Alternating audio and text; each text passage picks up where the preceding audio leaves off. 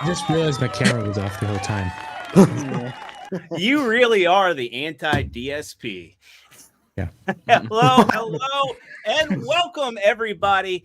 No Green Rocks is off celebrating the holiday. If you saw his post, I will be hosting for today's show. So the boss is away and the degenerates will play. Let's take off our shirts and just swing it. No, I'm keeping you in line. This is the Legion of Memers meme stream. You try to control me. Yeah, try it. Yeah, I get it. It's as easy as the click of a button. I just got to do one of these. Boom, boom. We'll add you at the bottom. We got a great guest for you all today. We've got the one, the only Cellshade animator extraordinaire. I'm really excited because we also have Kenzo UK here. So I'm really excited to have you guys talk animation. It's going to be a good show today. We've got a lot of discussions to cover. And it's going to be a fun one. So stay tuned. Before we get into it, make sure you smack that like button because it helps us out in the algorithm. If you're not already subscribed, make sure you subscribe on YouTube or give us a follow on Rumble. Also give us a like over there and ring the notification bell just in case we come out with additional content. Before we get into how everybody's doing, I do have one thing I want to share. We are now an affiliate of Coffee Brand Coffee. Use coupon code BACKTACO for 10%. No. Let me show the fine folks. Hello, everybody. I just wanted to share with you some great news. We are now an official affiliate of Coffee Brand Coffee. So go check out their coffee. It is fantastic, fresh, tasty, fragrance. Oh my goodness, my mouth is getting more watery just thinking about it. If you are considering getting Coffee Brand Coffee or you just need coffee in general, go check out coffeebrandcoffee.com. Again, that is coffeebrandcoffee.com. And don't forget to use the promo code HAIL for our special discount. So that's right. Head on over to coffeebrandcoffee.com. Use that coupon code HAIL, Legion of Memers, for 10% off your order. I've heard nothing but great things about Coffee Brand Coffee. There's never been a better time to give them a try. In fact, I'm probably going to put in an order right after this show so I can give them a try and see how I like them. Special thanks to Jeremy at the Quartering and Coffee Brand Coffee for making this possible. They are our first affiliate, and it goes a long way in support of the Legion of Memers. So thank you, brother. We really appreciate the support. Let's get into how everybody's doing. We're going to start bottom to top, end it on our guest with Mr. Kenzo UK. Kenzo, how are you doing, buddy? Doing very well. I've just been having a little push to get a little project finished for my fine Redskin friend above me here for his show.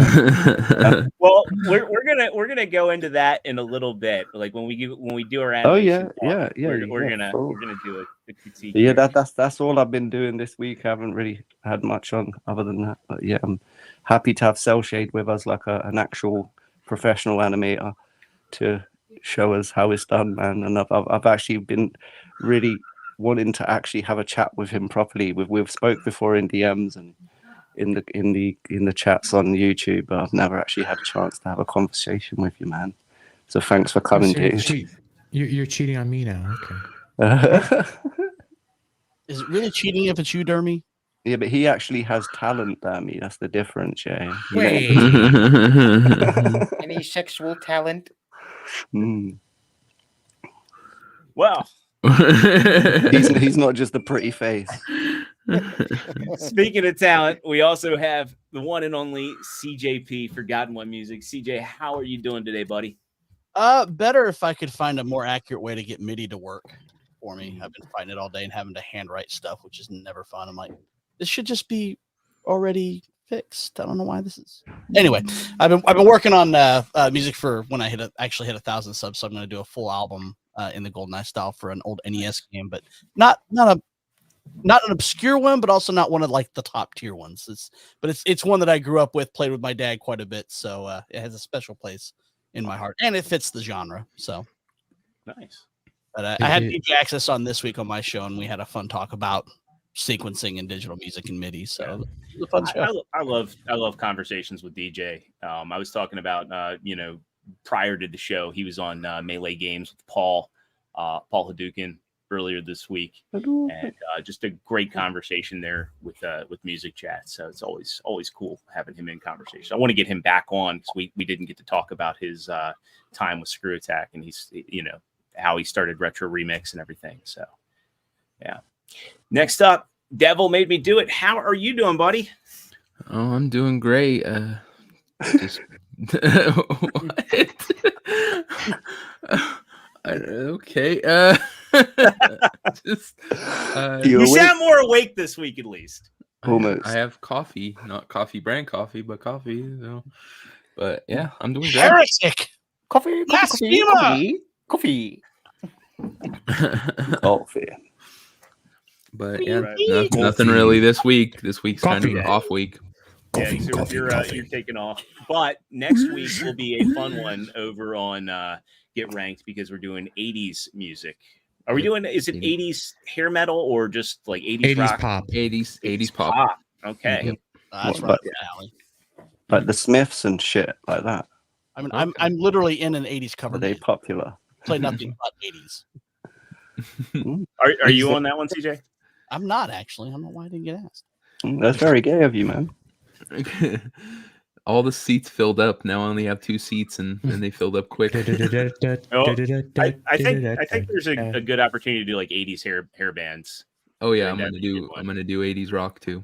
Yeah, to get CJ on both of those. Yeah, CJ will be on the 80s rock one. Hey, Was Devil, when Motley you Crue do, 80s hair band? Motley Crue. Yeah. Yeah. I mean, Thought so. I couldn't remember if it was 80s or some other time. listen, They were Devil, great. They had one good song. Were you even born in the 80s? one. I was born in the 80s, but Yeah, I'm from the past. I was born in the 80s. Devil, listen, Yeah. right? When you do pop singers in the early 2000s, I better be on A tier, all right? Oh yeah. Definitely true pop right up there. Baby, are we going to be ranking Bieber songs? I don't know enough.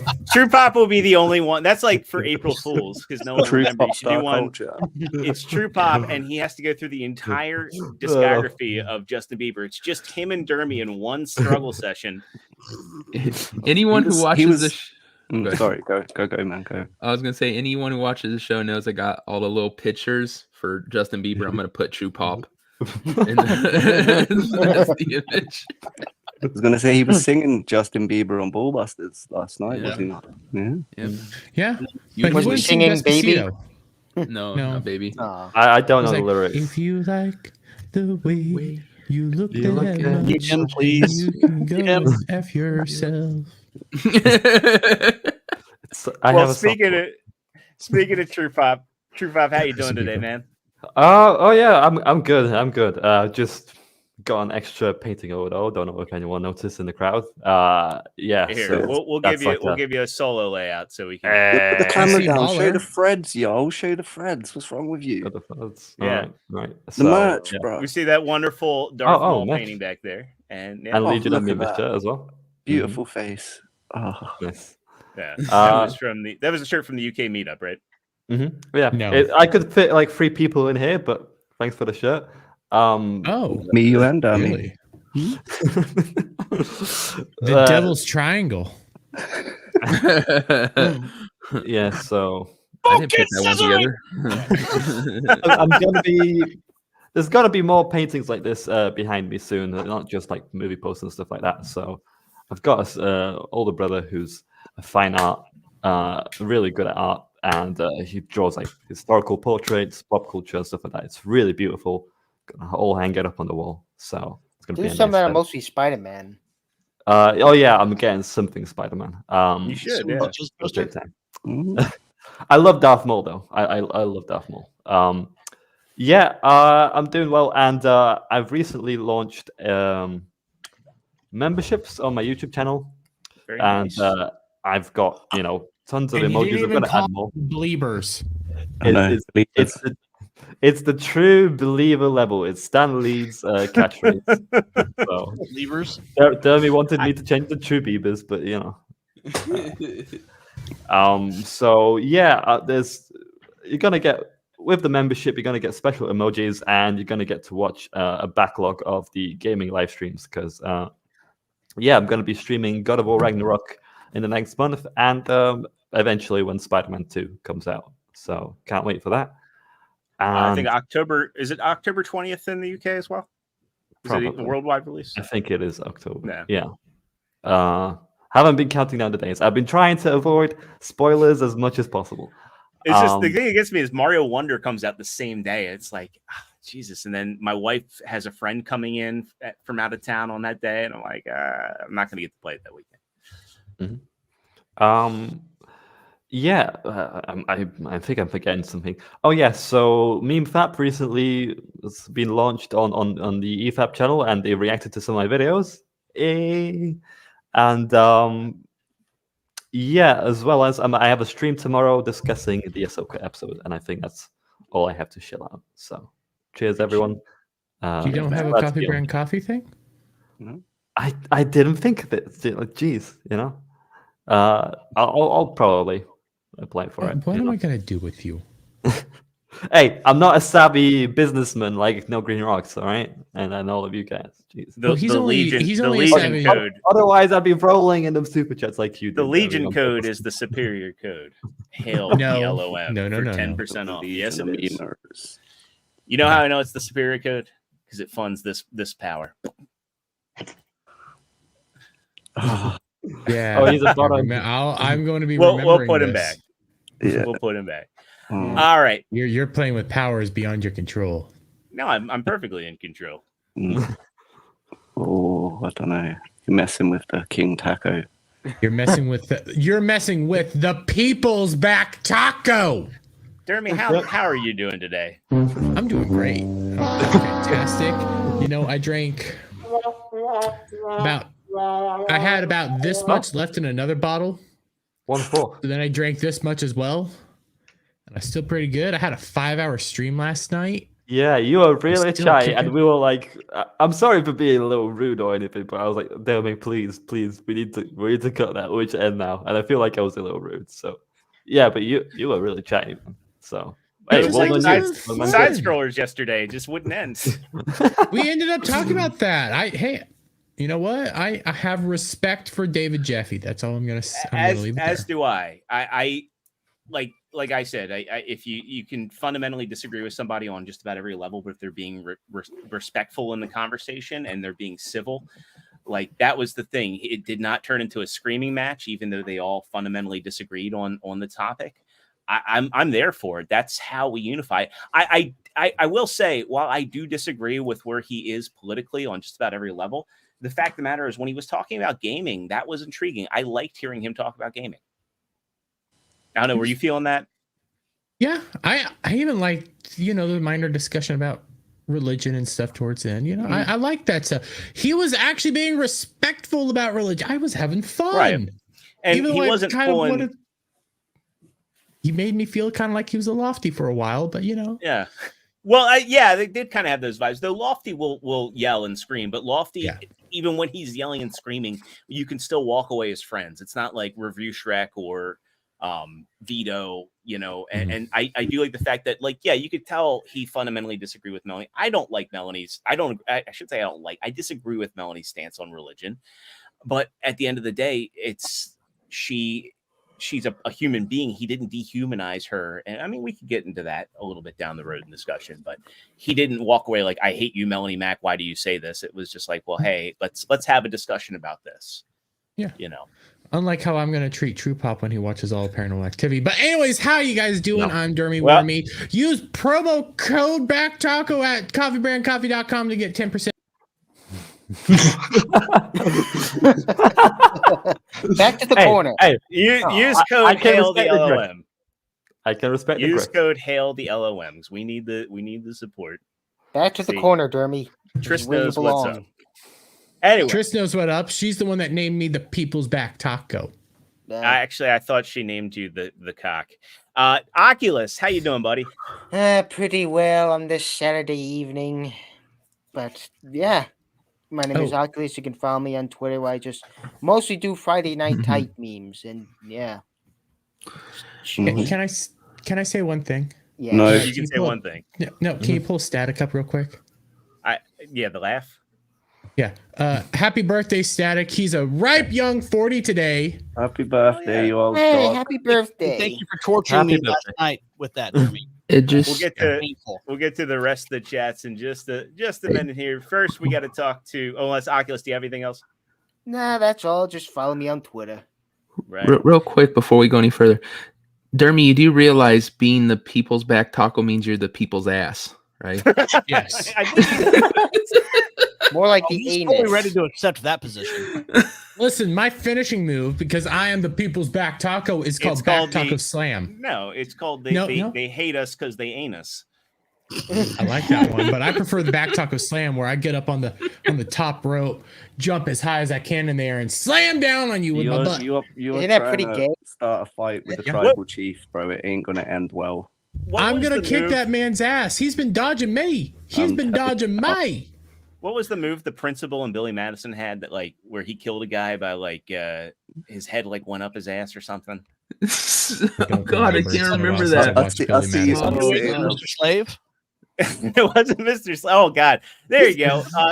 Meters assemble Mr. for that, Slave. and let's animate the people's back taco.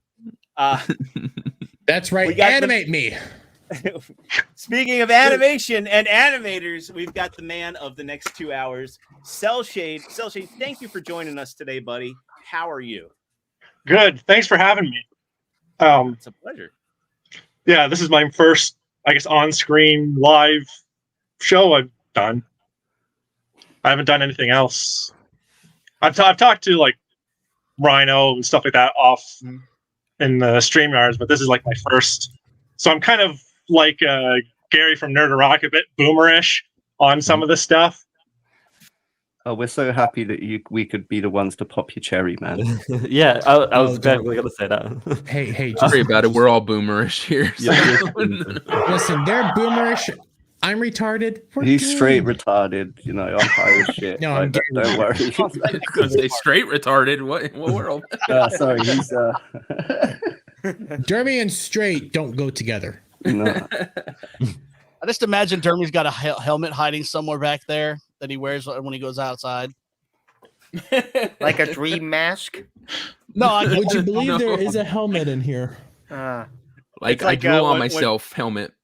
When Peter Griffin was eating soup, he's like, I understand the helmet, but what are the water wings for? Dermy's I for his baseball.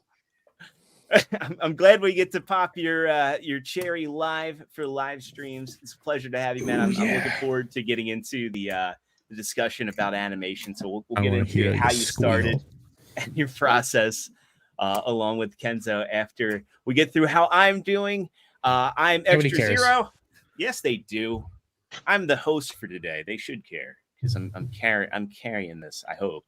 I'm Extra 008 on Twitter. Give me a follow if you like memes. I do a lot of memes for Side Scrollers, the Fool Aussie.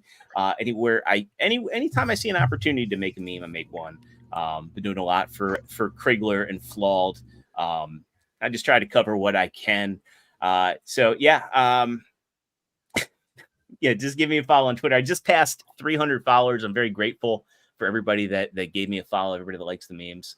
And I'm looking forward to this conversation. Let's get through chat real quick. We got a couple super chats in here, but let's read through everything we've got so far. We've got Triss coming in with a wonderful Trish. dog. Roll your dog. Triss. That's what I said. Tish. You said Trish. You're mixing up your team names. No, I don't know. I don't know what you're saying. I'm retarded. I'm drunk and slurring my words like I did last night. I don't know how you do it. Next, Steel Leg of History. Hello, and how are you doing today? Blessed Superman be blessed. I hope he and his family are having a wonderful holiday. We got Professor Savage Dad saying sore, but here for the anniversary conversation and Dermy jokes. You're going to get plenty of those today.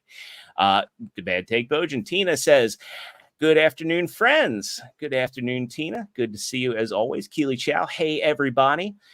We get a hail memers from D No Rama. Or D No Rama. Is it Dino Rama or Dino Rama?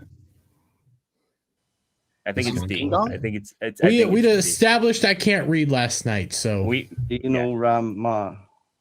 True Pop is in here as well as Kenzo. We've got our boy Metastep. Hail, brethren. Hail to you, brother. This goes back to the wrestling one. Oh my God, the cock, you've been recognized, Dermy. That's right. Dermy the cock whammy. Extra zero, fuck him up. We've got green-haired anti-liberal coming in saying, "Oh, Derpy, we should just call you Derpy for the rest of the show." And I can do it. Also, love you, gal, and don't worry, I'll sing to you later. Static saying, "Happy Rosh Hashanah to No Green Rocks." The fuck's Rosh Hashanah? It's a Jewish holiday. Yes, and much better at promoting it than Dermy. And Gal also says, Dermy, take notes. No. What happened last night is I'm over here. I'm trying my hardest to be very promoting, doing everything like I said. And Adam comes in and goes like, hey, Dermy, look at chat. Lethal's here in chat. Interrupt my ad read and everything. Being a fucking cock about it. He was there in chat. And then I went on a rampage about Lethal, and then I finished up my ad read. So don't be saying it's my fault that it all fucked up. Well, what if Lethal wanted to be on Ballbusters? He will be on Ballbusters soon. Well, there you go. Shaka Zulu 12 coming in with a hail. We get our first super chat and our first person to use our affiliate code from Steel Leg of History saying, I used your code to get my hot chocolate. Be blessed. Hope you are blessed too. Wait, you can use my code. Thank you very much. No. You can use your code on your stream. Otherwise, I can remind you what Italy's shaped like. See, notice, Dermy, I have an affiliate code. I have not said it once on this show. Yeah, this is not my show. This is the Legion show. But that's no fun. I like being a grifter. Promote. If you keep doing that, you're going to end up being a drifter because I'm going to find you, put you drive you out into the middle of nowhere, and leave you there. Dermy, the drifter. We get a wave from Release the McCracken. Good to see you as always. Gal also saying, Dermy, no more singing from you. Janice saying, hail Legion Meepers. Hail Janice. Good to see you. It's also JF Raptor fan. Brightest Day Audiobooks giving us a hi back to you. Janice also chiming in and saying, Melanie stood for 5 hours straight. That was impressive. Everybody stayed on yesterday. Nobody dropped. Wookie be bad. All hail the Legion. We get a second super chat from Lord Pepsi saying, Le Code of Le Legion is Le Code Superior. I couldn't agree more. And I also... I'm just going to say yes. Dermy, you can know this. Yeah. I'm just going to say yes and move on. There you go. Boo. I think that's French. Embrace your Frenchness like I embrace my Polishness. Like, geez. Wookie be bad saying, well, imagine I'm not French.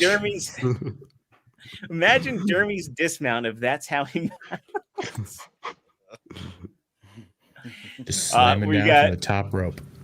Paul Hadouken coming in. He's at the Queen of the Stone Age concert today, giving us a hail. Good to see you, Paul. Appreciate you checking in. Aaron D giving us a hail chat. Hail back to you. Alec Baldwin's finger with a hail. He don't miss. No, he doesn't.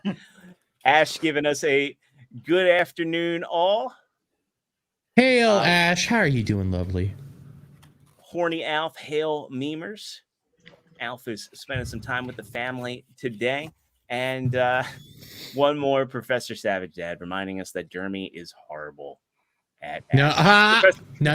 Read it. Read what he said. Yeah, he said Dermy is horrible at ad reads. Horrible. I'm not a grammar bad guy from WW2. Wait. Horrible. We established this last night because we were talking about paranormal activity and said paranormal activity is horrible, and they started picking on me for saying it wrong. So you said it wrong. So okay, well, no, I'm not doing that. But what isn't shit is our guest and his content. I want to give you transition.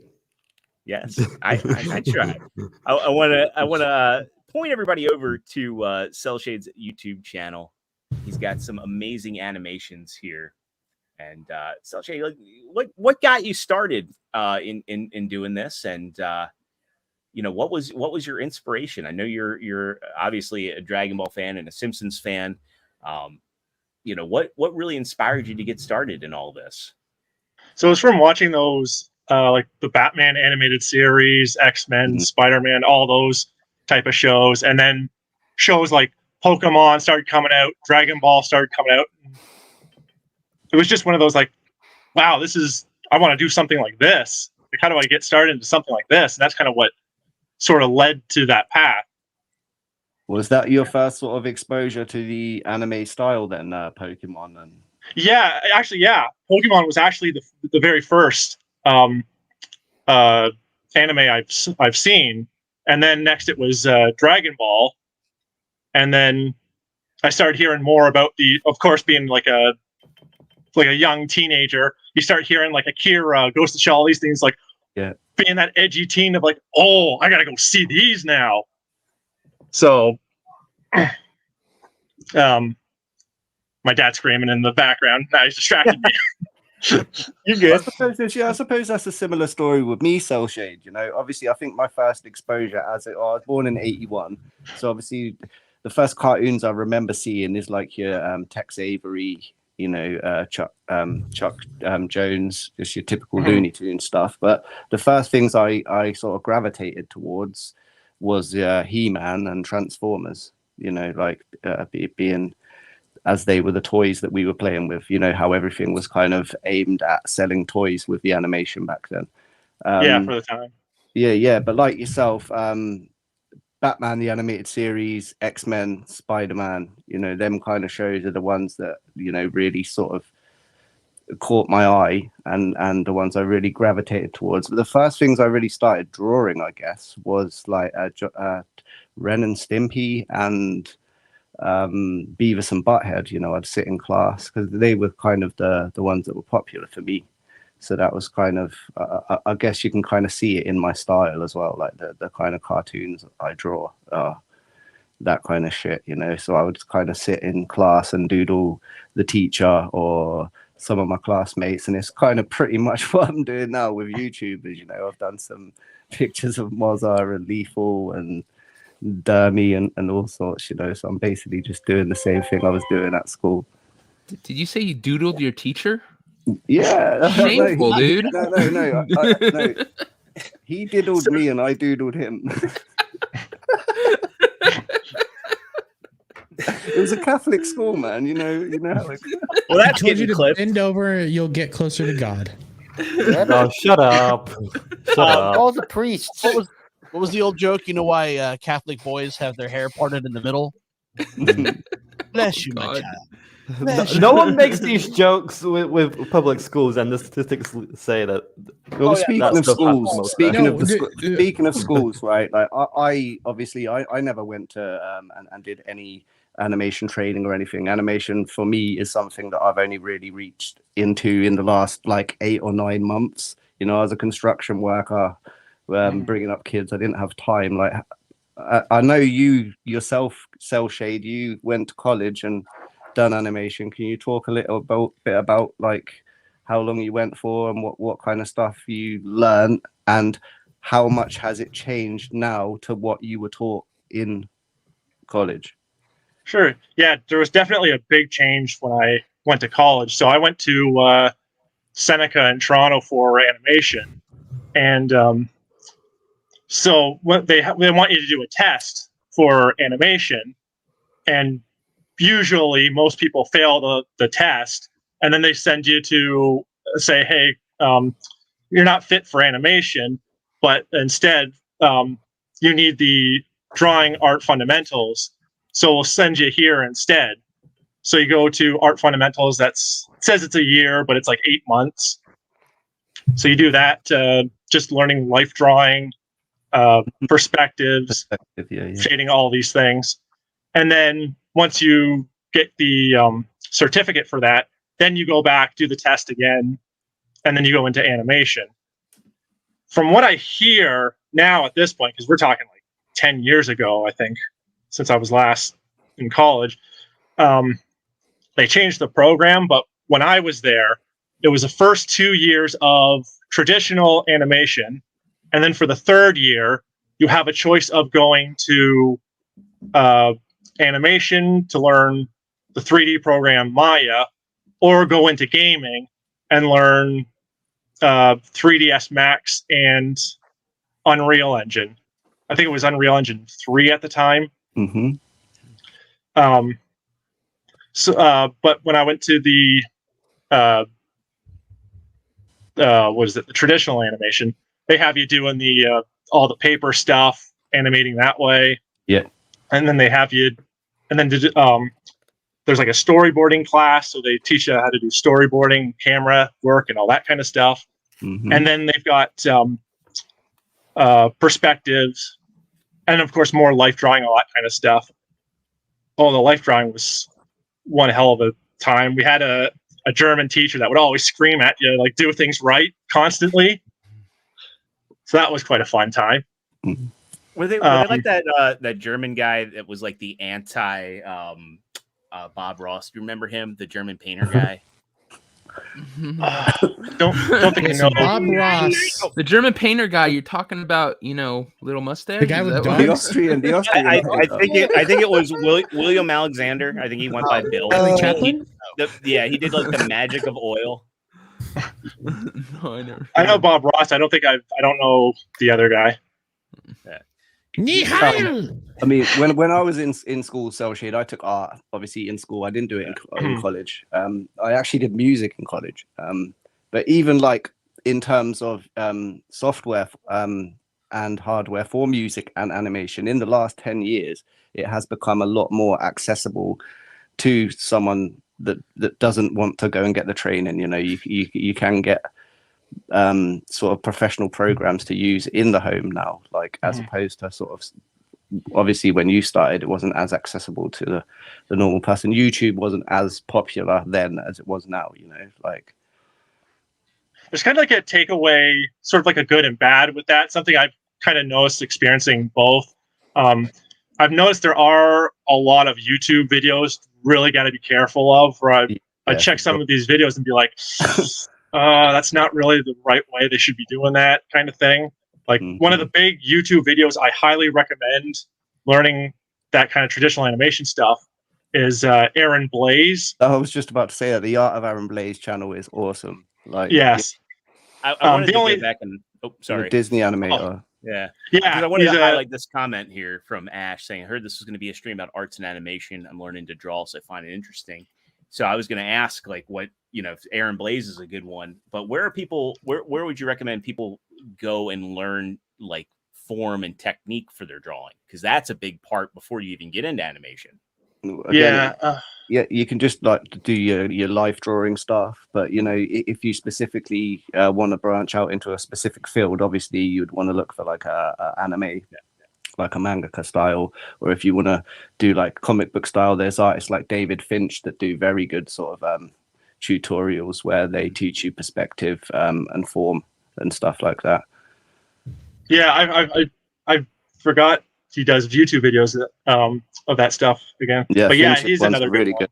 Yeah, I mean, you have people that still, didn't really were classically trained. Like Rob Liefeld, for instance. He always started drawing with the eyes, the nose, mouth, and then would sort of go around there. And that's why often some of his compositions were kind of weird, because he had to then sort of stretch the rest of it to fit what he'd already drawn. And then you'd have, like McFarland and those that are classically drawing, where they would do the form first and the anatomy, and then build the rest around it. So they would plan the pictures out a lot more than he would. So there's no right way with art, I suppose, but there is. I know that makes no sense, but like the German teacher screaming at you, telling you to do it the right way, like there is a right way to do it. You will draw the Mickey Mouse and you do it now.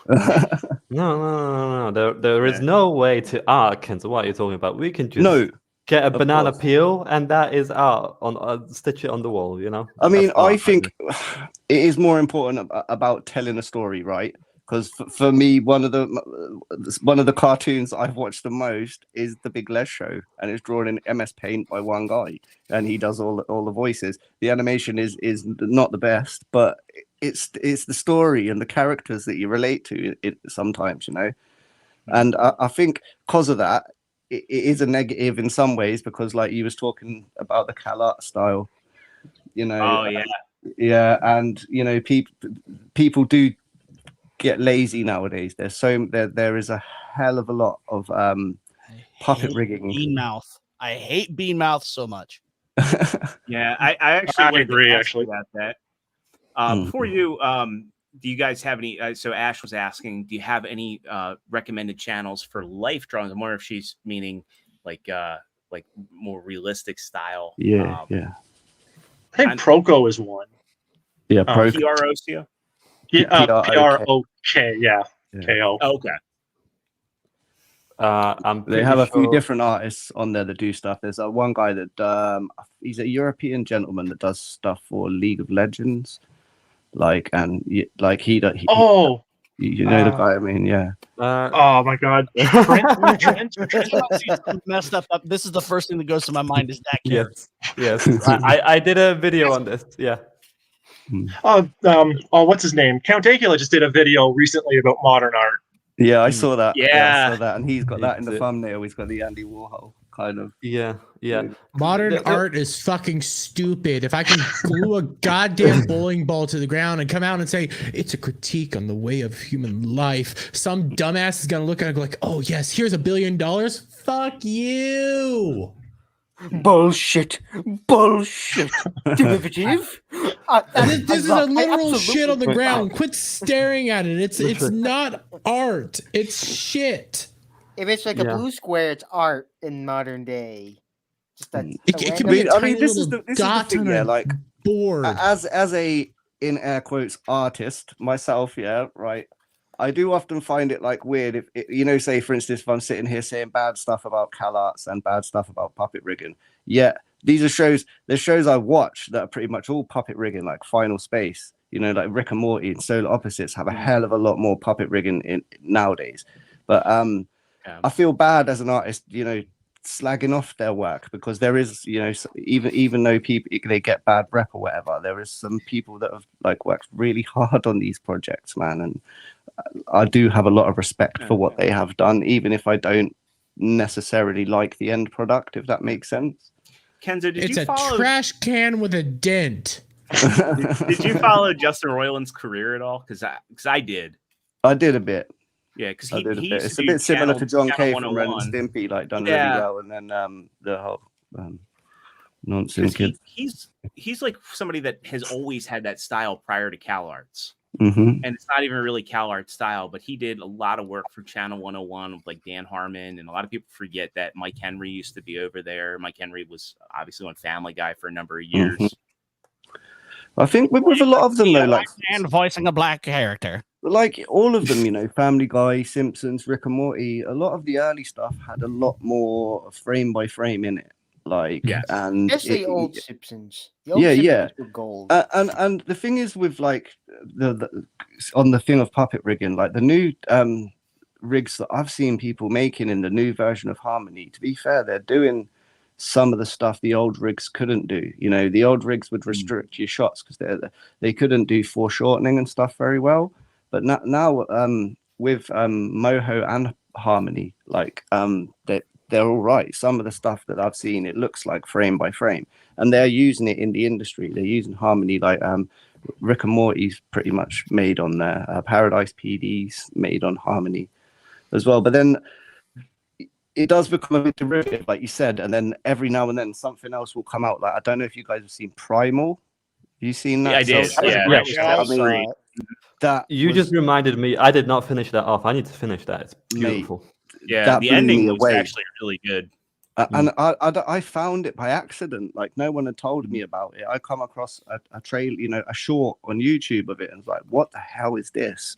And it has little dialogue, and it's just Darren. I can never say his last name correctly. Darren Aronofsky. I don't think it was anything like what he did. I think it was purely. It's Gennady Tartakovsky is the guy that made it. That's what I was trying to say. Tartakovsky is who was Dexter's Lab, Dial M for Monkey. He did Samurai Jack. Samurai Jack. And the final season of Samurai Jack. The Clone Wars movies. Clone Wars. No, not the movies. The show. So there's the show, but Tartakovsky's Clone Wars, and then there's Tartakovsky. Weren't they movies? Tartakovsky. For me, they were movies. Tartakovsky's Clone Wars, and then you got Tartakovsky. I'm not going to be able to say. Oh my god, you're making it horrible. Just say Gennady. The one that had the cool Clone Grievous. Wars, and then there's Filoni Clone Wars, which Clone Wars is still good, but what's the guy who I can't say his name is actually very drawn beautifully and just it's something magical. What's funny about him is that the thing he's most known for, none of you guys on the panel probably know. The Hotel Transylvania movies were his. Oh yeah. I heard of that. Oh. That's I liked Hotel Transylvania 1. Yeah. Well, I think they're fine. They're fine family movies, to be honest. But I think it's funny that they're Dracula's daughter. Yeah. That was the first video meme I ever made. Was taking that and doing the dog going to blah blah blah. Blah blah blah. What was like the meme? Blah. Something. What are you doing tonight? And then the vampire daughter plays me. And something. I cannot remember the meme. There was some sort of meme. Dude, I can't remember. Rule 34. But he also did a test shot for Popeye. So he's actually an immigrant. And he learned to speak English through Popeye as a kid. And he had this really, really good test shot for Popeye. And it's a shame Sony never picked it up. Now I heard they're bringing that back, right? I think so. I think they're doing a new animated movie, but I don't know that he's attached to it. There was test footage around the same time as Deadpool test footage. Yes, I'm pretty sure. And Deadpool got made because it was so popular. And I don't know about Popeye. Maybe they didn't get enough attraction to. Yeah. And Professor Savage said, "Yes, it is Gennady Tartakovsky." Dermy just keeps butchering the name. I'm not going to be able to say it. I'm looking at it right now. Just Tartakovsky. There you go.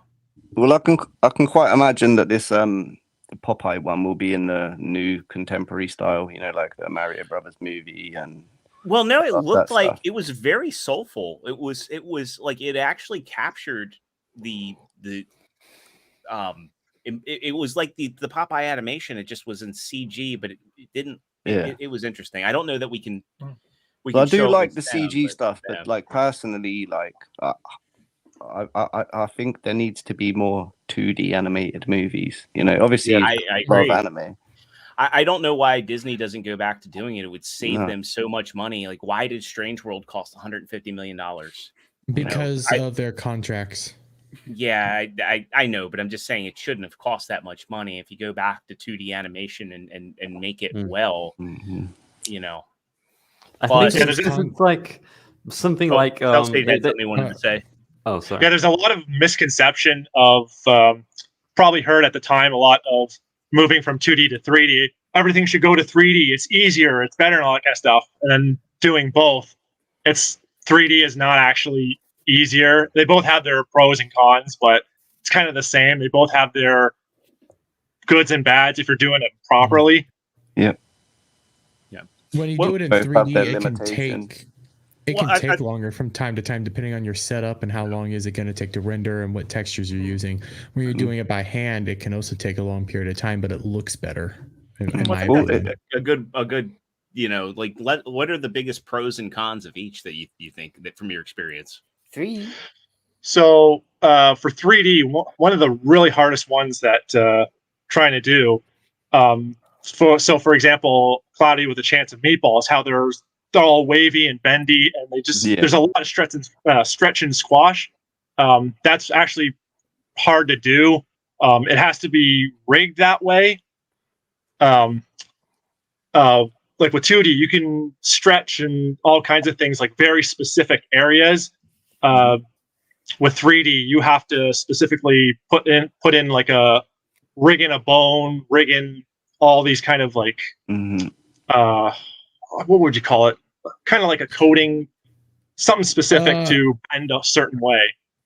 Yeah, because when you make a 3D model, you have to actually do like a skeletal system along with the actual outing. Yeah, so that's the rig system. What about Spider-Verse animation? Do you this Spider-Verse animation be like a combination of 2D and 3D? Yeah. Yeah. Ash has a good question here. I assume that hair is difficult to do in 3D. We never really touched on that much, but I know it takes a lot of processing power, because that was actually kind of part. We did a little bit of that because there's like one class of VFX in the third year animation class, and they had us do a little bit of hair, and it was like this thing where you put like some kind of line on. You got to put in each line. They might have changed it now a bit more. I haven't done too much hair, but at the time it was like you put a line on, it's like one line on the head, and then what is it called? And then you would generate the hair. Duplicate it. Yeah. Duplicating. I know. Not duplicating. It's just generating the hair on the almost like a guide. Mm-hmm. I know that they had. I know like what you're talking about. I can't remember like a whole section of animators that worked specifically on like Merida's hair, in the Brave movie, and the same for Tangled also as well, because I think it really just go ahead, Devil. Sorry. I was gonna say, is the animated industry, are they gonna have a real big problem with AI too? Because you figure that, you add a couple pictures of a character with AI, and then we're gonna get into that next. Yeah, creating. I don't think so in the anime industry, because anime, they are using like 3D models, CGI. They're using more and more computer works in order to make their anime. It looks ugly as shit always when it's 3D. They're starting to use somewhat. They use some of the effects and stuff, and some of the swirling shots and whatnot. Like obviously that's using 3D programs, and they can make it look 2D, man. Like the new one, the new. The thing is as well, like with when shows are made in the States, like even The Simpsons would do the keyframing in the States and then send the rest over to Korean studios. Yeah, same for the Boondocks. Like I think that's what AI will, if it can get as good, they're starting to be able to do in-betweening. Machine outsourcing. Yeah, that's what I'm saying. So you would do the keyframes and then get the AI to do the in-betweening for you. And obviously it would generate whatever 4 or 5 drafts, and you'd pick whatever the best looking one is. To quickly answer Ash's question, I honestly think it's, when it comes to hair, it depends on what you're better at. If you're better at, graphically doing it, do it like on the computer, do it on the computer. But like I couldn't ever draw hair. And there's ways when you hand draw hair that it's very flowing that I could never mimic when I was practicing animation. Years. I am wondering, how if they could pair AI better with. I've got some brushes in Procreate that I've downloaded. To be fair, Ash. Oh, sorry about that. A lot of Netflix's like anime is actually made in Japan and like overseas and stuff, but they are licensing it. They're not actually making it themselves. So it'll be Netflix original, but they're just bringing it over. Yeah. I think the only one that they actually made was Blood of Zeus, and there's a reason there's not a season 2. I think they did the Transformers one, which they called it that was series. That was Rooster Teeth. Not anime. Yeah. No, that was the one that was on Machinima, was Rooster Teeth. No, Rooster Teeth. They got that onto Netflix as well. The Cybertron one, that trilogy. Yeah, that was Rooster Teeth. Terrible. That did that. They didn't even show transformation animations. That was the laziest thing. I did want to go back. Okay, in the first one. Outside of that, it was garbage. It was boring. Wait. They didn't. So what? They just cut and all screen. Cut. Yeah. And... Stupid. Yeah. They showed like 2 transformations in the whole first season, and I watched the second season for Earthrise, and then for which is funny, I watched all 3. It makes you wonder how all 3 they can turn that shit in. You've only got to look at because they don't care. Well, yeah, you only got to look like at Robotech, Macross from like 1982, like the mechas that they were doing. What Gundam? OG well, yeah, Gundam. exactly. That's what I'm saying. It still holds up like this, and yet modern day shit and Transformers as well. Now, And I honestly, wanted doing to, Transformers and on the computer should be a little bit easier, It but should for be some very reason easy. they're not making it easy. yeah, you should also be able to go and like create one animation for them transforming like a video game, and then click a button to show the sequence, or even going back to like 2000. I want to say it was like 2003 when they did Transformers Energon, where the humans were cell animated and the robots were CG, and then Transformers Cybertron. They would just show, they had like canned animations for their transformations, which also was filler for the that episodes. era. Yeah, remember when things used to be good? Now, and everything gets cancelled after like a season or two. Yeah. Now we get like 7 seasons of Big Mouth on Netflix. Well, Like, I wanted to go back to talking about Cal Arts and specifically Cellshade and Kenzo. Why what do you guys hate think? Steven Universe so much, man? Yeah. Well, Steven Universe was the ground zero of everything. Cal. Was it Steven Universe? I like I think it was Adventure Time. Gumball. I actually do like Adventure Time. Gumball Wait, and which one Adventure came? Time, yeah. Which one came first? Wait, was it Adventure Time or was it a regular show that started it? Because I'm trying to remember which one came out first. Cal Arts. Regular show is kind of good. Yeah. Yeah, it has a good story, and there's decent parts in like Adventure Time. But I'm trying to think which one came first and like started this all. Steven Universe. I wasn't Steven Regular Universe. Regular show and Gumball kind of came out. Regular show and Gumball came out around the same time. Adventure Time, I think, might have been the first one. Yeah, I think that was I first. think you might be. Yeah. I've watched a lot of Adventure Time. I've actually watched it, but stuff like Steven Universe and Gumball, they were on in the background for me because they're the kind of stuff my children were watching. Gumball Universe was 2013. No, Gumball is fantastic. Steven Universe, you should be worried about your kid there. As a teen, I watched a lot of the cartoons on Cartoon Network. Steven Universe ended up and- popularizing Cal Arts, though. With the bee Made it mouths and the everywhere. circular teeth. And the scissor. Yeah. Here's a good question. And the Stones. Clarence. Did Clarence come out along with? Oh, I like Clarence. Yeah, and then Clarence got canceled for the creator being a little bit too weird with kids. Yeah, it happens. What happened with Ren and Stimpy? Happened with. I'm gonna go back to like the early 2000s Cartoon Network, where you get like Kids Next Door, Billy and Mandy, and then Would you say it was the That's last great renaissance? It's funny that you mentioned that, because now I still watch Cartoon Network from time to time because they put on King of the Hill reruns again. No, and King of the Hill's back on there, and Futurama is as well. And I love American Dad. I'll watch American Dad. They've done another reruns. Beavis and Butthead too, didn't they? Well, that's not on Cartoon Network. That's on no, it's not on Paramount, Cartoon Network. and No, it's on it's Paramount. not even on MTV. It's on Comedy Central now. If you don't subscribe to Paramount Plus, you can watch the episodes there, even though it says MTV's Beavis and Butthead still, which is just kind of fucking funny. But yeah, so they're actually doing an Adult Swim block of those old cartoons, like Billy and Mandy and not Adventure Time, Billy and Mandy, Courage.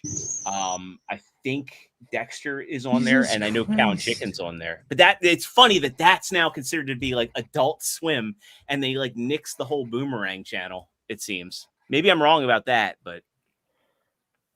Well, Cartoon Network has now turned to the Teen Titans Go network, which is aired constantly, like 7 days a week. Yeah, that was the thing. Like, I flip channels when I'm home from work, and I'm like, this is fucking on all the time. It is. There's an Armenian artist that I was following on YouTube actually, and he works on that show. I think he did a lot of the. I think on one of the intros they're doing sort of Fortnite dances, and he was the one that done those. But like he's really good, like his stuff. But I know what you mean. That I prefer the other Teen Titans to Teen Titans Go. Although it's fun, it's fun. Teen like, Titans Go, if you really think about it. Shaka Zulu coming in. Teen Titans Go is disgraceful. I think the saddest part about Teen Titans Go is that people liked the original show a lot, and they brought it in and they made it. It's all into like that. Oh, we have to subvert everyone's expectations. They made it this goofball comedy. They made everybody crap. Yeah. in that entire show and just made it a joke. And it's like, I don't want to deal with this. But I it's just want my amazing that it's Titans. that popular. It's just like, you know, It's only popular with kids, though. Yes. yeah, it is, but it's still popular with kids. It's just like, you Out know, of all the garbage we're getting nowadays, Teen Titans Go is not the worst thing I think kids could be watching. I see Do you that's know the what worst. I've really been enjoying personally? Do you guys know who Michael Cusack is? no. Heard of him? He's an Australian animator, and he started off. The first thing I ever saw of his was, have you ever seen Bushworld Adventures? It's like a Australian parody of Rick and Morty. It's pretty hilarious. Yeah, I've seen those. And doesn't he also do that YOLO Crystal Adventures? Yeah. Crystal Fantasy and Silver Destiny. Yes. Yeah, they're both hilarious. The first YOLO was like just a 2-part animation that he first did on YouTube. There was about a guy climbing inside a girl's butthole. Yeah, you devil. Oh God. Yeah, he made me watch that. Yeah, there's another one, Back of the I still haven't watched it, thank God. The full Aussie stream, Back of the Ute, is named after a Michael Cusack animation, but he's done some other stuff. He's done Koala Man, which is and Justin Roiland got okay. kicked from that. Yeah, Justin Roiland's in it, and Hugh Jackman's in it and stuff. And he done another one, Smiling Friends, which is also quite Smiling Friends, because that's Oni is like in that. Yeah. I would highly recommend Michael Cusack stuff. And I've seen the process. He posts some stuff on his own channel, like just the making, and it's just him and his mate in a house. They've done the animate, and then they're just doing the sound effects and making some music together. And I like to see that kind of stuff. Seeing them how they do it. I do want to highlight a little bit of Cellshade's animation here, and yeah, for sure. I want to show off. Can we see the drinker thing? Do you mind us showing the drinker thing, Cellshade? Oh, sure, go ahead. Yeah, let me pull that one up, because I think that one is on the shorter side. I also wanted to show you the one that you made in 2011 at Seneca, the Candy Bio. Candy Bio is awesome, man. Let me get the drinker meme pulled up. It's not Candy Mountain, is it? No, not Candy Mountain. Candy Bayou. All right. Let me go ahead and make sure we got audio going for this one, because you got to have the audio for this one. And let's give this a play. It's an analogy to the alcohol in Critical Drinker's liver. I was actually talking to Critical Drinker. That wasn't an event, man. Oh, Critical Drinker, how you Are doing? we still live? Well, hello. How is everyone? Oh, We're okay. We're all right, swell. despite A few moments later. It's good. with my Patton Oswalt gills. Oh, man. Such a highlight of that season. Drinker, you there?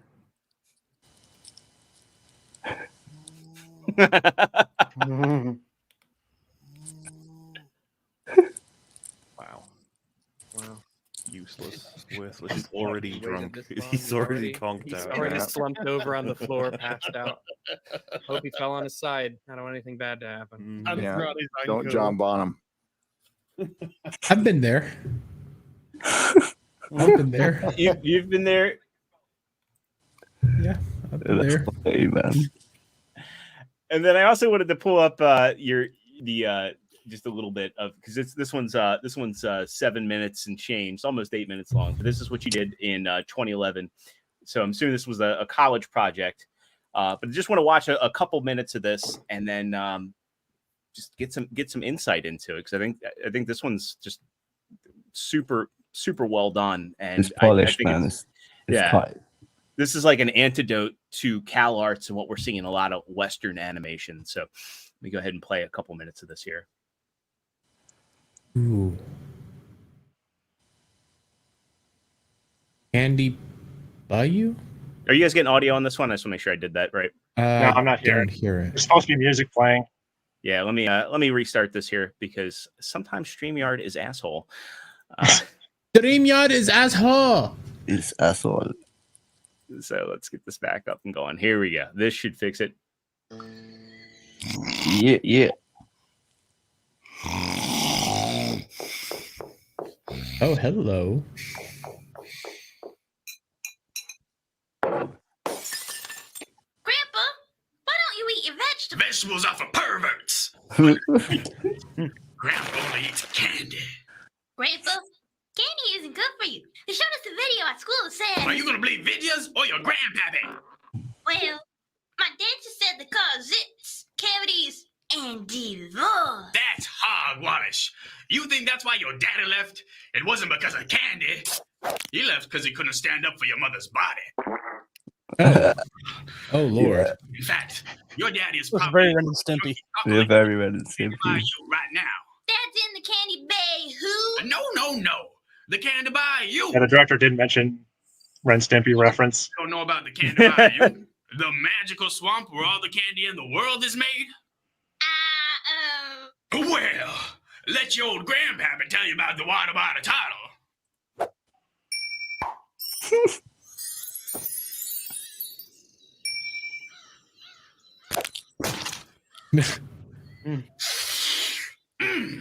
Fudgy.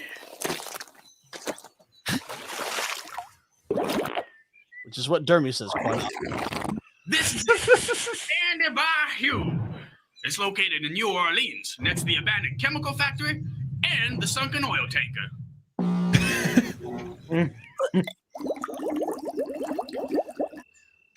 Is it safe to be in this fudge swamp? Safest fudge swamp in the whole world. Just ask the gummy worms. Okay. Wait. What's that sound? It's just the sound of the worms chewing on your legs. This is dope, man. And let's go snagging some chocolates. Yeah, I don't want to play the whole thing here, but if you want to see this is up on Cellshade's channel. It's really, really well done, man. So what was the? I mean, I get like a lot of John K influence in that. Mm-hmm. You know what really drove that, and did you do all the writing on this? No, so it was there's class A and class B each to do a project. And this was at the time of the second year of animation. They also teach you flash animation, so that puppetry style animation. And each class had to come up with a pitch idea. Now, the class A I was in, we thought that meant the writer has to come up with the pitch. Someone else was the writer. The director was also the writer as well. And then class B had all these different pitch ideas. We ended up just having one pitch idea, and then that was just the immediate one to go with. Because I put up another video of where the idea of the pitch came from. The writer had like this previous YouTube video of the whole Candy Bayou. It was a much closer Willy Wonka parody, and decided like just turn it into a whole new thing. Mm-hmm. Then it was just I did the storyboards for part of like one half part of the animation. Someone else did another storyboard. It was kind of like different sections of storyboarding, and then all of us in Team A had different animation sections or scenes. So it wasn't like I did the whole thing. It was certain sections and certain few parts here and there. Well, I love it, man. Yeah, I really liked it. We got some comments related to it. First, before we get into those comments, I want to thank Tomby for becoming a new member to the channel. We really appreciate that support. Hi, Tomby. We got these secret words. Hi, Release the McCracken says Candy Bayou has a meat canyon feel. I kind of got that. I mean, it has that unsettling. They're cute characters, but it had a very unsettling vibe, man. Like, I like it. Samuel, the infamous Hail Legionnaires. Hail Legionnaires. Good to see you, Samuel. Always glad. Paul says, "Holy crap, that is awesome, Paul. You should go give him a sub." Yeah, man. Watch the full episode. Cellshade 87. He's got more content over there. And D Nalrama says, "Grandpappy's voice reminds me of the character from the PJs." I think it was Eddie Murphy, wasn't it? Yes. Yeah, it was Eddie Murphy who did the PJs. Yeah, some of the videos or voices. That was sick. It kind of have you guys seen Forget About It or Forget About It? Have you seen that? No, I haven't. It's a kind of adult comedy about a mafioso that's in witness protection in Canada, and it's kind of similar. The maple syrup gang. Huh? That's a deep meme, a Legion of Memes reference there. I do want to show a thing that Kenzo's been working on for a show that Dermy, Devil, and I are connected to. I kind of want to see what your thoughts are on this, Cellshade. So this is the outro sequence for the show that Devil has on his channel, Get Ranked, and there's a familiar face in it. So see what you think of this one. We'll ride for a ride.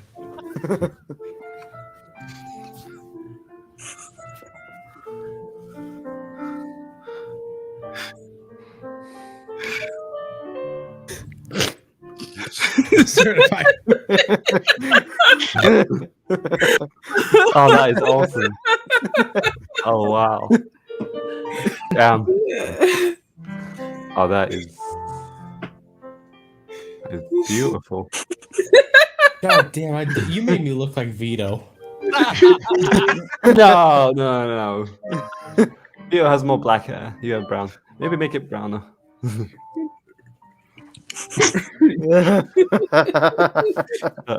I love that. That's great. Dermy, your features translate very well to animation. Yeah. You look very recognizable. I'm like, yep, that's Dermy. And I don't mean that as like an insult or anything. I mean that as a compliment. That's actually a good thing. Like you can. Oh, thank you. Don't worry. You have an easy to draw face. Hey, Pop, it's perfectly fine. You know, I'm gonna be going over and helping the Russians and the Austrians out. Okay. Hey, I'm complimenting you here. All right. Jeez. I know. He doesn't want to cause any trouble. He's just obligated to do the sex offender show. Yeah. Yeah. He'll probably be the guy from Toy Story 2 who likes to collect Woody. Yeah, I've had that thrown at me. Obviously, it's a parody of the Lonely Man sequence in the 1978 Hulk series. Kind of remind me of Rambo as well. Yeah, there is that. Yeah, yeah, I get that Rambo reference. Yeah. I'll take the Rambo. Before we get into the meme break, I do want to rammed, bro. Yeah, that took me a couple of days to do. It's all done by myself. I did the backgrounds. I'm going to post it on my channel. I'm going to post the roughs and the cleanup and stuff as well because I've sort of kept all that for once. But I'm making it all on my iPad. Yeah, like Ash agrees with me in the chat as well. True, Dermy looks good in that style. You do. Oh, you know. Oh, thank you, Ash. Hey, when she says it, it's a compliment. She's part of the audience. When you say it, I get a punch on you. Yeah, sure. Okay. Yeah, it's just made on my iPad. Don't you hurt Bieber. I draw most of it in Procreate, and I'm sequencing it in just a program called Calipeg, which is pretty much identical to another one, which is called Toon Squid. But there's a Procreate one coming out for the iPad in the next couple of months that I'm quite interested in. Yeah. There's Is Calipad a free or paid? Calipeg. I think I pay, but it's cheap. It's like a couple of bucks a month or something. Okay. But yeah, it's quite good. But it's quite limited. You know, it doesn't have the same capacity as like using something like Adobe Animate or Character Animate or Toon Boom Harmony or like. Well, I mean, Cellshade, you're a college trained animator. What did you think of Kenzo? Yeah, what do you think? Do you think I've got better since my first full Aussie one I put out? Okay, so the funny thing is, every animation that I watch, like even professional stuff, I've always got that. Yeah, you will critique it. Yeah, man. Yeah, I've got that trained eye. So the backgrounds was actually pretty good. I actually like the background that fits for the style you're going for. One of the big things I've noticed that just immediately stood out is during the walk, certain walk sections, like at the beginning as walking, I've noticed the upper body keeps shifting over to the left. Yeah, it looks like he's sort of limping over, doesn't it? Yeah, and then mentioned that as well. And one of the big things that we were constantly told to avoid a lot in that style of animation was the treadmill walk of like. So it doesn't necessarily look like the feet are planted. Yeah, so it don't look like they're moonwalking. Yeah, and just a few like little what do you call it? I guess line inconsistency changes as here and there, but those are the big ones that stood out. I think it's improved since I first posted my first one. I think I am getting better with the stuff I put out. Yeah, every time you put something out, man. If I could hope to be half as good as the stuff you put out, I'd be happy, man. Like, I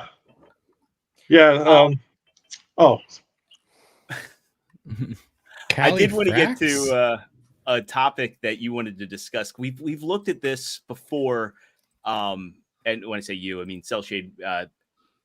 I asked, is there anything you wanted to talk about? And we did cover this briefly on a previous Legion episode, but actually having you here, I'd love to hear your thoughts on this. So Corridor Crew is doing, or they have an AI generated anime, and a lot of people are and I think rightfully kind of upset and cautious about this. What are your thoughts on this? So I'm glad they put out a second video because I saw the first one and my overall thoughts of this one. Yeah, my overall thoughts is I don't feel the technology is really ready yet because I had they have interesting ideas, but there were so many questions that I had in different animation methods and ways and things like that. Like one of the big things that I've noticed is I'm seeing a lot of more like a Ralph Bakshi type of animation. It doesn't, it doesn't really feel like a necessarily like an anime kind of thing. It kind of feels like they're forcing that in. It reminds me more of like a cutscene of a computer game than anime. It looks rotoscoped more than it does actually animated. What about the hair changing? That big jank always bothered me. I think they fixed a little bit of it in the second video, but it's still there. So it's kind of like if they had animators, like I always saw these two videos as this is just them testing the waters. So I didn't really think of like, oh, this should never be done kind of thing. So it still feels like they need like an animator. If they were to do this professionally, they still need an animator to go in, fix a lot of that jank. The other thing that a big question, or I'll get to that in a second. One of the things I'm glad they answered, one question I had, I'm glad they answered, was a lot of people were complaining about using the, what's that movie called? Darkly? Is it? What was it called? Castlevania? No. The Bakshi one. No. Oh, crap. What was that anime movie called? Oh, it was the vampire one. Vampire Hunter D. Yes. Yeah. They use that as their jumping off style thing. And it's like I agree to an extent, but I saw this as just testing the waters to see how it would work. And they did use their own style for the second video. So I think so it's like, okay, so that would probably be the best way to go about this. The other big question that I have that I've noticed is the animation or the AI really sticks with exactly what is on the screen. Like, because I'm wondering, is it possible to have like a character like Goofy replace a scene like that or something like that, or one of the actors in one of those scenes, and would it work? Because the one scene I see in the second video where they're kids, I'm seeing a lot of jank in the faces that are just not working. And like it looks better when they're adults, with the style they're using. It almost feels like they're not really so much as using anime, If them parts there that were just on, like, it looks like, that where they're taking a few frames out to make it more lower frame rate. I think that looks better than the higher frame rate stuff. You know, it's like with CG, there's the uncanny valley, but I get what Ash is saying here. There's like almost kind of like an uncanny valley in and of itself when it comes to AI. Like you can pick up that this was not crafted by a person. Mm-hmm. Yeah. And in individual shots, there's like all this displacement, like, oh wait, that wasn't there, that wasn't this, and it's all janky. It's kind of I don't like how the clothes are moving at all. Like, there's a lot of wrong with it, and like people when people say it's that's what I'm saying. Them kind of sequences where it's more looks when it's still sequence. Yeah, exactly. To that point, like when it's still, there's like substance to it almost, but in motion, it's kind of soulless. Mm-hmm. Yeah, I wouldn't say it's soulless. It's just it's not by anime. Just a blank void. That's what it's it is. Sterile. It feels like it feels like live action trying to animate. Like just these these simple movements that they're doing, the way their clothes are moving, like when they were doing the whole like throwing their arms, their everything's clothes were overdone. waving. Yeah. The God rays coming off everything, and at the end of the day, like it's a computer interpreting how these images are moving, and it interprets some images in motion wrongly. Mm-hmm. It's the shadow and stuff. Yeah. Like it's not just that, but what it's interpreting is how these are moving in like reality as well. So like the way they did this is they filmed themselves doing this, right? Yeah. Right. Mm-hmm. This is just AI rotoscoping. Yeah. The second one is, dare I say, better in looking like a animation, but you still have like the rough patches of movement of lips being out of place and teeth being out of place and eyebrows being out of place. It takes out of it, doesn't it? You can't. Yeah, it's very distracting. But the thing is, I love everyone's performances. I love the story of it. I just wish it wasn't animated like with so much. It's like having a cake and a lot of hair in it. That's why I described this too. Now, actually, does everyone have seen this movie called A Scanner Darkly with Keanu Reeves? I saw it in the theater. Do you Richard think this is similar to this, or? I like this look a little bit in better. some ways, I would say it is, but how would you describe it? It was more of a filmed movie that they just rotoscoped. It was more like Ralph Bakshi because they just did like kind of a very subtle rotoscoping over that movie. I still haven't seen better rotoscoping than Fire and Ice. Yeah, Fire and Ice is like the pinnacle. Oh my god! Some of the Lord of the Rings cartoon did a little bit of rotoscoping, if I remember correctly. That's what the faces just look like, unfortunately. Yeah. The dark-haired one looks worse. This isn't the Scanner Darkly, and then for anybody asking what Rosh Hashanah is, it is the Jewish New Year. Happy New Year, I guess. To see Mephisto. We don't have that in another 3 months. What the hell are you on? No, learn to count. Jewish calendar is different than normal calendar. They like Hanukkah is Hanukkah changes every year. Releasing sometimes it's in April. Quarter Cruise Anime is more rotoscope though. It just copies over their live action video and it copies too much because I've noticed. I can't remember the one guy's name. He's got like a muscle suit on, but it's still covering. There's no proper muscle proportions. It's still looking like there's wrinkles in his arms, and his arms look like a chewed up Tootsie Roll. Ouch. I can agree with that. It was not appealing to the eyes. Like there's going to be a use for AI in animation, but not outright using it to animate anything, I think, because there's just, we talked about the uncanny valley and all that. It just doesn't look right. And we're getting better and better with the AI. There's some AI that, is starting to look nicer and nicer and cooler, but there's something about it that you can tell that this isn't right. Now, I think if the technology keeps progressing, they will, like I said, using it for in-betweening.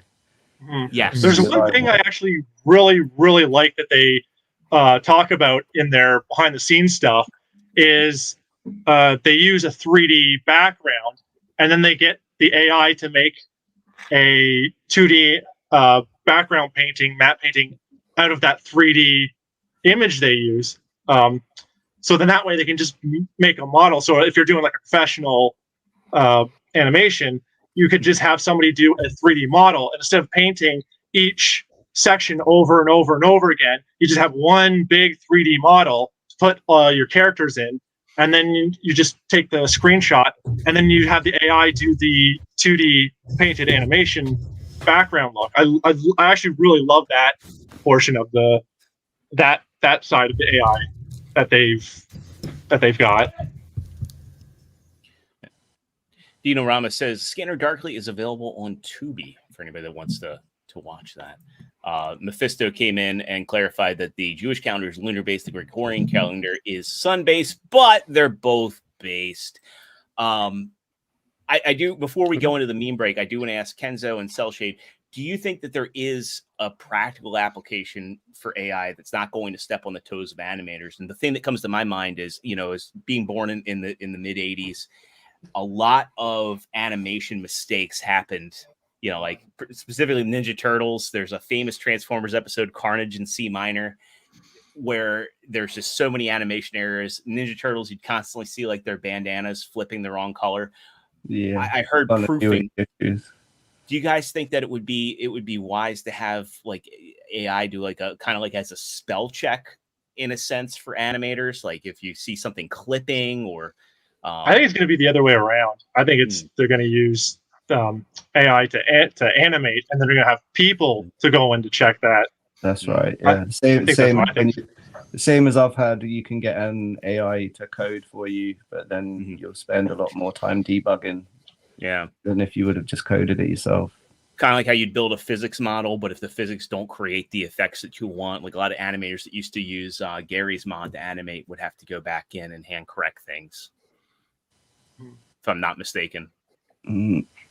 Like I said, I've seen some of the stuff where they use AI to upscale, and it will try and turn whatever 24 frames a second into 60, and some of the in-betweens that it makes, they look janky as hell. I think that's right. Isn't that frame pacing? Yeah. I don't like that 24 to 60 AI thing. It's meant to be at 24 frames. We've got quite a bit of memes in the thread, so let's go ahead without further ado.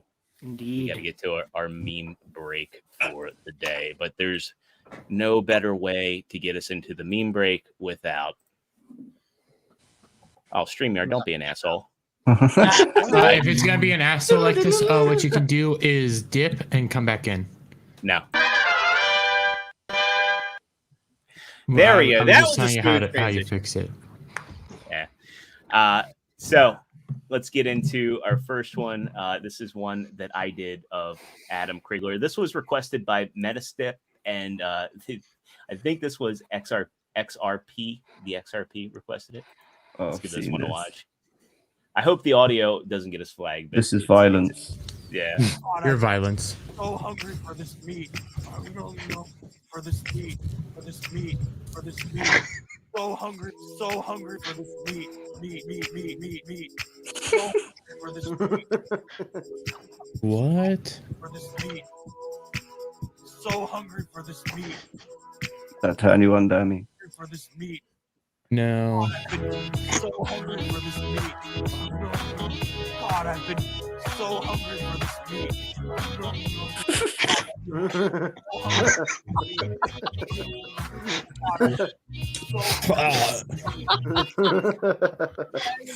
So hungry for this meat.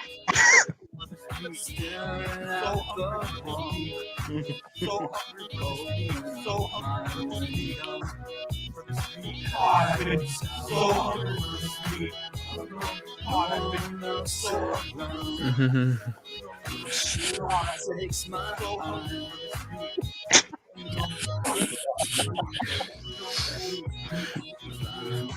Wow.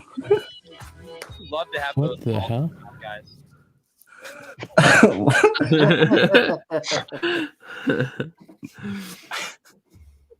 We got this one from Kenzo saying, Dermy has no chance. This guy is a unit. Nah, I can outright punt this fucker. He's a koala man. He's dodging me. Right. Why are you, Dermy? Why are you bullying nails people painted? Smaller than you, like 1/4 the size of you? Jeez. Because it's easier. That's why. Wait, why is Kenzo? Why is his nails painted? What has Don't ask questions. This is the darkness of this country called Australia that supposedly exists. This is they're transitioning him. No. Demonic energy that flows from that continent. He met Blabs, who's the first girl he ever met that wasn't his mom, and now he's. Blabs this is why I must end him. Okay, that got deep. No, he had some choice words for you. I know, I heard them. Mephisto is right there. He ain't nothing. Yes, exactly. Then we got this one from Kenzo. This is the pick where this is the pick for the meetup where I met Mark the Cyborg when we were compared to Jay and Silent Bob. But hey, he's got a shirt and Kenzo's not tucking. So yeah, that's the first thing I was all. Would you fuck gonna me? start tucking? Fuck me. There we go. We get from Kenzo as well. Cloud and Dermy are kind of cute together. Now, you have this all wrong. I'm taller than Cloud, and Cloud likes hairy Sasquatches. I thought you were going to say you have it all wrong. He's supposed to kiss me. You were on your knees. we get the people's bat taco from Relief McCracken. It says, "Stick this up, you candy ass." Yeah. The cock is cooking. Can you smell what that cock is cooking? Totally get a turtleneck in that bike chain. I did this one yesterday for Side Scrollers. Didn't make the cut, but Craig had this bet with Dan Vask about shaving his head, and it says, Craig, the new hair looks great. Craig, where'd you get it? Craig? Sad Vask noises. So if Dan Vask loses his hair, is that a Vaskectomy? That's that's a good one. Right. When they go live on Monday, you should give them that terminology. We get another one I did. GT, the Glizzy Terrestrial. Craigler finding the real aliens out there. I did this one last night. It's not spooky season; it's Glizzy season. This was actually at my Walmart. They had the men's and the dog costume. Can we get him to do? Can we get Flawed to do the Glizzy thing, please? I'm pretty sure we could. We The need to get him to do NPC the Glizzy thing. We get Dermy as a Gundam, which goes great with Mazza as a Gundam. We got to combine those memes now. This is I believe Gundam Rose of Neo France, which is still badass. Not one of my favorite Gundams out there. I'm not big on the color scheme or anything like that. But I'm actually Irish and German and Scottish. So the Gundam. Wait. French, German. What are you, Dermy? I'm not French. I'm Irish, German, and Scottish. Those are my main. Darn it. I don't know. All right, if we took your DNA right now and tested it, and there is some French in there, he'd love to. It'd be funny. We get if there is some French in there, I'd probably because my family does have ties to royalty back in the old days. We get Dermy and 20 DNA right now all over his face. they just send him a thing of croissants. Guys, don't worry. I'll give you all the DNA. And also, real quick, Rose Gun. This is why Rose Gundam is based, is because it shoots out little rose like shooter gun things. And Mazza, who supposedly lives in Australia, they're not allowed to have guns, so I still win. Mazza doesn't care. He's getting juiced. He's over here using fucking koala steroids. Okay, he's a koala. I'm not terrified of him. He's gonna be like. He's got monster juice going in his veins right now. No, he has koala juice. He's a koala. We get this one from Devil Made Me Do It. Says Extra Zero asked his wife what she wanted for their anniversary. She replied, sex and lingerie. Next time, she'll be more specific. I don't know that I'd be doing that to light my darkest hour, but you know. Also from Devil, we one get must stand, one must fall. You will drop the bunny, and he will say, "What's up, Doc?"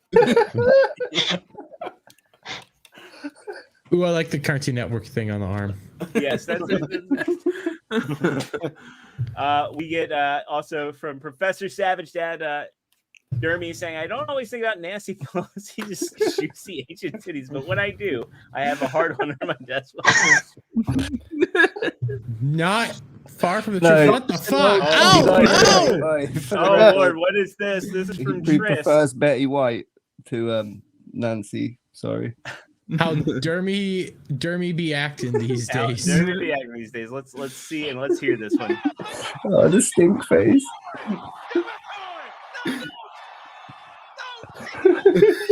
Okay, sorry.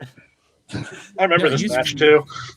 We get a super chat again from Steel Leg of History saying, Dermy can borrow my spare fake leg.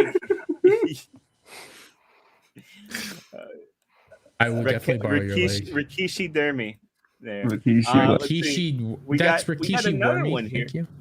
Okay, we get another one here. This is from Joseph Wemp. Couldn't find the one where Gohan punched Cell Android 6 puked up. 18. I prefer the I'm one sorry, where, Android 18. I prefer the one where Cell fights Bobby Hill.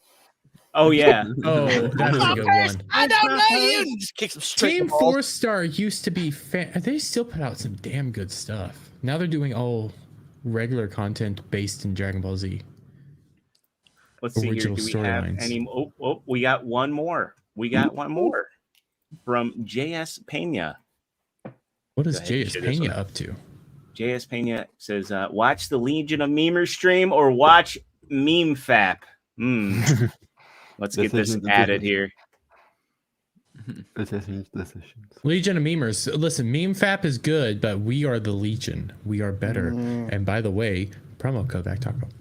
Promo code Hail the LOM. Thank you very much. Helps us out. Watch it after the stream to see exclusively the reaction to my video. So, all right, let's get into some more topics here. Let's see. We have a lot we can talk about. What time is it? So yeah, we're at 5:34 Eastern. Let's talk about this with HBO Max, because this one's interesting. And True Pop, I think you had a bit to say about this prior to the show. This comes from or was it you that was talking about it? I'm sorry if I'm mixing people up here, but from Culture Crave, Max has the highest cancellation rate of any streaming platform at 26.9%. This comes from Variety. What do you guys think about this? I thought it would be on Disney Plus. Well, yeah. I don't think we'll ever get true numbers from Disney, though. That's the thing. Yeah. What platform are we talking about here? This is Max, HBO Max. I think taking HBO out of the name was a big mistake. Yep. I don't believe this, simply because Max has honestly the better content. Even though taking HBO out was the mistake, but when it comes to like these numbers, why? Well, no, they're also not putting anything out right now, are they? Demi, I said this like before stream, but do you know why I think this makes sense? Why? Because it's got the most subscriptions. So obviously it'd have the biggest unlistings as well. So what matters at the end of the day is how many people are subscribed to, and I think Max might be the biggest with Disney, like and other streaming services behind, because that's what matters to them ultimately, not really how many they lose, but how many they sign up and stay there, because that number fluctuates. You know, that's the most important number. Plus, Max was, I think, both the quarter prior and last quarter, the only streaming platform to actually talk about making a profit recently. So you got that on. That's going for it. It has House of the Dragon, which is still in production right now, actually still being worked on. Should be out next year. Granted, I don't know what's going to be going on with, say, Last of Us Season 2, which fuck off. But the Max has honestly the best content right now. You can even go back to. Are you currently subscribed, Dermy? Yeah. I have. Too bad you can't get it in the UK. Yeah. I have almost every streaming service except for Peacock and Apple TV. I'm thinking of getting Peacock soon because of Godzilla, and that's about it. What, Godzilla -1? No, not got Peacock. Godzilla: The Monsterverse is going to be on Apple TV, I think. Oh, okay. Yeah. It's either Apple or Peacock. It's one of the two. The only thing Peacock has going for it though is frickin' Office, Parks and Rec. Not really even that, but Office, Parks and Rec, and just had it like past shows, old shows. That 70s show that's on Peacock. Well, These that are 70s things show is everywhere probably else. going to get Cosby showed, considering. No, Cosby Show's still watched. It's still Really, streaming. it's still on. Yeah. I thought after like No, everything with Danny you can Masterson and I Ashton highly Kutcher doubt and that whole storyline. Just I don't like it because how can you prove anything of that happened? Well, that's the It thing. is a It was big all he said, she said. Yeah, he was convicted with no evidence, nothing essentially. So well, so is Bill Cosby. Yeah. Well, no, Bill Cosby, like they knew he did it, but the thing with Bill Cosby's storyline is they told him they would never charge him. They had a legal agreement and stuff. And they broke his, I think, Fifth Amendment right. I think that's what it was. Like they broke it. They actually violated his. Yeah. Yeah. And that's why when it comes to the Danny Masterson stuff, when it comes to everybody, doing their thing and saying what they want to say, it's like they worked with him for years. Like they even had a show on Netflix together, Ashton Kutcher and Danny Masterson. And when these allegations came off, they had to kill him off, and the show took a major downcline. That was The Ranch. Ranch was fantastic for a while. The show. And then because Danny Masterson and Ashton Kutcher worked so well together. That's why when they're coming out and saying, hey, we side with victims, but we think he's a good dude, that's not a bad thing. They, for fuck's sake, they did that during This Is MAGA Country, gay guy from Chicago. Yeah, Jesse Smollett. That fucker. Right, he said, man, that's perfect French pronunciation there, Jeremy. Oh, okay. Shit, I did do it right. God damn it. Anyways, You secretly French, you guys. They had constant actors saying he's a good man. He doesn't need to be in prison. He's a good man. Give him this. I think just had his name, Nick Fury. Samuel Jackson. His wife, Samuel L. Jackson, his wife. If you go back to the sentencing day, there's all these actors that were supporting Juicy, Jesse, whatever the fuck you want to call them. Yeah. But they weren't being canceled there. Now these two are being canceled because they're supporting Danny Masterson. Mm-hmm. Okay. They're defending I remember Ellen Page, when it was still Ellen Page, she went on one of the late night shows and said, if you don't support, let me find the quote. Have you guys seen the clip about the Jamaican brothers explaining how the O'Dyer brothers? Yeah. That was glorious. They're so likable as well. Like, even though they did a crime, like you can't help but like them. Yeah. Yeah. So I think this was on Jimmy Fallon, but she said, I ask you not to question our pain, not to draw into question our trauma, but to maintain wholeheartedly that hate violence exists. The merits of one case should not and cannot call that into question. The media coverage does not convey the reality and the totality of the cruelty and danger we face. This is our story that must be told. Basically. Get something up real quick. Yeah. I want to know where was Ellen Page born? I would assume California. Yes. Nope. She was born in Canada. I knew it. All the evils of this world come from England and Canada. Well, Cellshade, do you have anything to say about that? Canada? Take responsibility. And Michael Bublé. I had no idea Justin Bieber was Canadian. Like, I want to know on the moment. I didn't know I was Canadian. We don't want him back. Yeah, this is what I'm starting to become convinced about other countries. They're specifically sending people over here like Justin Bieber, Ellen Page. You get the late night talk show guys, that really fat one and the one that says fuck all the time and everything that's on HBO and all that. I'm now becoming more convinced that you countries are sending shit over here just to fuck with us and try to destroy us from within. Here's some good actors and comedians, guys. In reality, they're just shit, and we want to get rid of them. And it will end your country, but make us better. This is I mean, Dermy's Ellen first Page step. was easy on the eye, you know, not too ugly, you know. This is Dermy's first step in becoming Charlie Chaplin, the American Charlie Chaplin. I've always had this position. I blame Canada for everything. Oakley Vandal says true. I am Canadian after all. I think we are putting the border wall on the wrong country. Listen. I'm going to lay this out here, okay? I'm going to lay this out. You want to sit here and tell me that we're too busy with the south border, but over up in the north, we're not caring about it because, you know, they're kind, you know, they say sorry a lot. They'll have maple syrup and everything like that.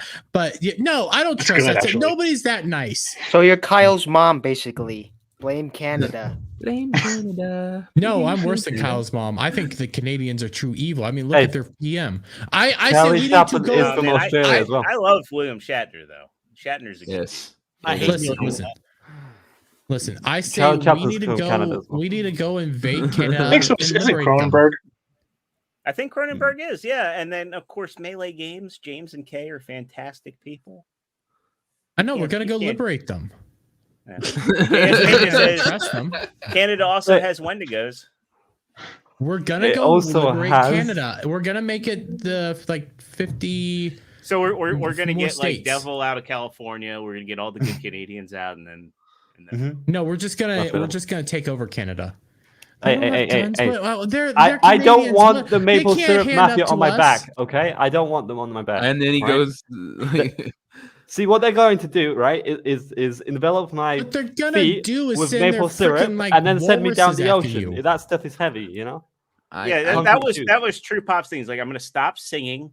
I'm going to develop an English accent, and then I can escape Trudeau. Yeah, escape from the Canadian maple syrup mafia. So, well, speaking of escapes, let's talk about this Unity thing. Have you guys heard about this? I know, Dermy, you did a little bit with game design. Yeah. Okay. I haven't heard much about this. I heard like people are annoyed with it, but I don't even know what the story is. I just know people are pissed. All they're going to run into is there are several games that Nintendo has made that were developed on Unity. I don't see them going after Nintendo like that without Nintendo going, you see this giant box of people here? These are all lawyers, and they're going to sue to oblivion. Yeah. What the hell?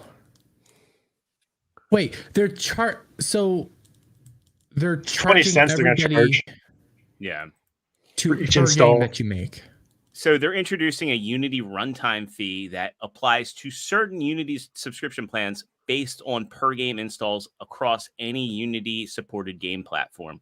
Creators only pay once per download. The runtime, it says here on their site here. Let me pull this up here so everybody can see it in real time. So wait. They are going to be basically making you rent the service.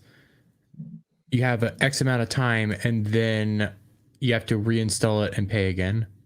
Is that what I'm getting? Well, what my understanding is that there is going to be a charge, right? So if you go down here, there's a change to the Unity plan. What changes are being made to Unity plans? Let's see here. Where was this? Didn't they say something about charge with each install? Yes. So it breaks it down here. So new installs per month, 1 through 100,000 installs is 15 cents per new install on Unity Pro. And then they have Unity Enterprise, which is 1.25 per new install. Now, I have not read through all of this because I'm curious. Like, I'm sure Nintendo's lawyers are probably all over this. If you go down here, it says Game Freak as well. Yeah. Because BDSP was made in Unity the first time. It says, what does it apply to? Now, I think for some of this, right, there are some mobile games out there that run, like the bulk of mobile games all run on Unity. And I'm feeling like maybe this was designed to get stuff like Ebony and, some of these predatory mobile games that are just making money hand over fist. I think it's just a cash grab because they know Unity is used just so much. It is one of the easiest gaming softwares to use. It's the most popular. So hey, let's just start charging you guys a cent here and a cent there. And that's all I think it is this is them just trying to get their money now. And hey, you know what? Do it, but just means that other services are going to come up. I just think it's maybe going be a little to bit easier. Skyrocket Epic's Unreal. I mean, I feel like that's just they're going to make in their money. pocket. Yeah, this is just going to put money in their pocket for sure, and they're going to make a lot of money off doing this because again, Unity is the easiest to use. It's the most popular. Just people are going to go and do it, but at the same time, this creates a market for. Okay, well, you want to charge for all this little stuff. Why I can code up a better version or something like that. This is competition now. Did anybody happen to see like the one thing about the they had the Apple keynote event, and not to go into that so much as they showed off some of the new games, like the PS4 game Death Stranding is getting ported to iPhone 15. So the Decima engine is now going to be running on mobile. So it's just as mobile devices get better and better, it's like I think this is a dumb idea because you're going to you could have a flat license fee for sure, but by having this sort of pricing model, you're going to lose a lot of prospective developers from developing with your engine because if they're I think maybe part of this was like, hey, there's a lot of free to play games here that make a shit ton of money off of ads, which a lot of them do, but I think that ultimately they're just shooting themselves in the foot with this decision. I think this is going to do more harm than good. Yeah, I agree. This is not going to, they're going to make money. People are still going to use this, but people aren't going to want to be using it. And then eventually companies are probably going to turn away. When you have Nintendo using your engine and it says in the boot up sequence powered by Unity, that what better advertisement is there? Well, hey, if this is good enough for Nintendo. Then you have Pikmin 4 where they're using Unreal Engine 4 for that game now, and Yoshi's Woolly World used Unreal 4. I mean, I think Nintendo's a great litmus for if they're using your engine, it must be good. Have you seen all those tweets by a whole bunch of indie devs are backing out? They're even going as far as like, I'm taking my games off the Steam store. Like this is ridiculous. There's no way we'd be able to keep up, especially if somebody pointed out, like if somebody doesn't like you, they can get like all these bots or whatever, possibly absolutely, reinstalling over and over again, right? On different, And then how do you afford that? How do you plan for that? I mean, you can't. Like when Nintendo's using you, that's one thing. Nintendo could afford it, but that goes to another thing too. Why Unity is so popular is indie creators use it. Indie creators love it. And now you're going to be pricing out the indie sphere. You're going to be pricing out the Iron Age people. Yeah. Oh, okay. Have fun. Have fun getting your money from the AAA people who can afford this, but not the everyday people. This becomes a big, just a fucking hurdle to climb. I'm trying to think of the words to say it, but it just props up the big guys. It doesn't allow for innovation or anything. That's why I think this will allow another company outside of Unity and another program to come up, because somebody's going to say, well, I want to give you guys the ability to do this. So here it is. Here's a flat fee. Go at it. Yeah. And who knows, like Epic's always trying to be a company like that. I'm not a massive fan of Epic, but I mean, what better opportunity for them to come in and say, hey, we're going to make Unreal Engine development tools free for mobile developers, and we're going to pledge that we're not going to charge you based off of installs or anything like that. Mm-hmm. When they did the Unreal 5 tools, like for the Matrix Awakens tie-in, do you guys remember that? They made yes. Yeah, they made all of those assets free to anybody that wanted them to start developing Unreal 5. I haven't even opened up Epic in a while, but I think you can just download. I could just download it now. I just haven't done it because I haven't played around with. God damn it, not Unity. Well, they got their Fortnite money. That's all they really care about. The but Fortnite you also money, have you have the Unreal Unity engine and then Unreal Engine. Those are the two most popular ones. Mm-hmm. I think I've used Unity. I haven't used Unreal, but. If you're going to be propping up another guy, go do it. Okay. Competition time. See who wins. You heard who came up with this brilliant idea? No, I didn't. No. It was some ex-employee from EA. Oh. That's hilarious. That's shocker. It was the guy who came up with the idea of charging people for each clip in Battlefield. Oh, fuck. So he's gonna lose his job here too, right? Yeah. I mean, if I you would look at the imagine. stock, yeah, they'd be crazy not to. Yeah, well, that's a good question. Like, I don't have a problem with microtransactions. I'm just gonna come out right and say it. I don't have a problem with that. They have to be worth something. It has to be worth something, or your microtransaction has to essentially be cosmetic. Like when it comes to Fortnite, I'm paying $20 for a skin. That's all it is. Okay, that there's no change. It doesn't help your gameplay or anything like that. Holy. Woof. Exactly. Woof. I mean, granted, yeah, basically like almost a so it was almost $39 per share, down to 35, down to It's hovering still doing okay, but that is not a. It's 5.56% dip, and that's just from the announcement. They haven't implemented this, so you know as you get closer to that February 2024 date for this implementation, you know that's because how many people actually know that this is coming? Exactly.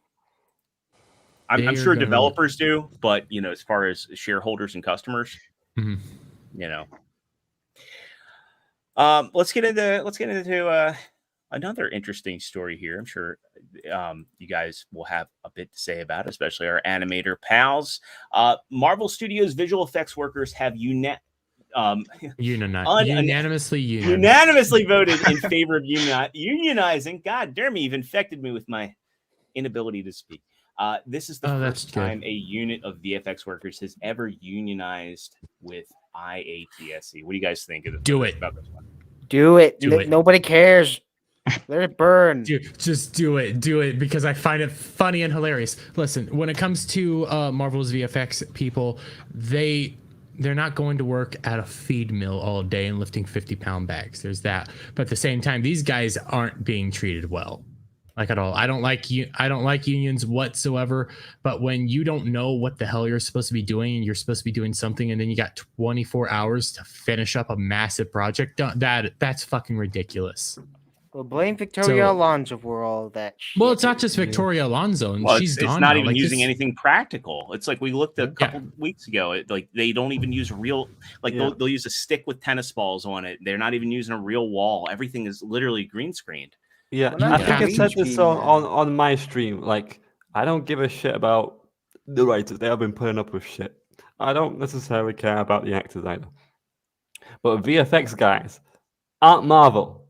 Now that I do know that 100% they have been getting the rough end of the stick, let's say. So across the board, because everybody's using CGI now. Everybody's using the VFX. And they are being treated like garbage. And you look at their work, like, it looks like shit right now, but that's because they're not allowed to actually do their job. They get 24 hours to do everything.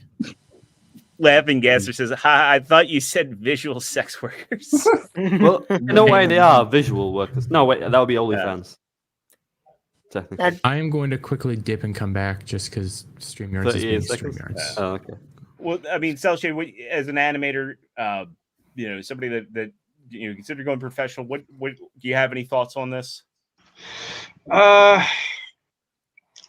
I'm not sure the absolute 100% full context, but just the mistreated part of, I think it's going to be one of those. It's probably going to work out for a short while, and then it's just going to go downhill.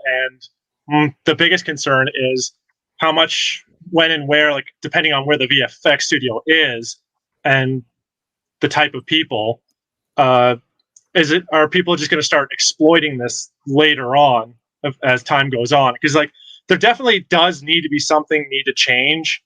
Because I've experienced some like too much overworking, like because I had to do like 14, 16 hours a day on like small projects here and there for like a whole week, and then you're just exhausted and tired, and that's definitely something that kind of needs to change. Like I get the understanding of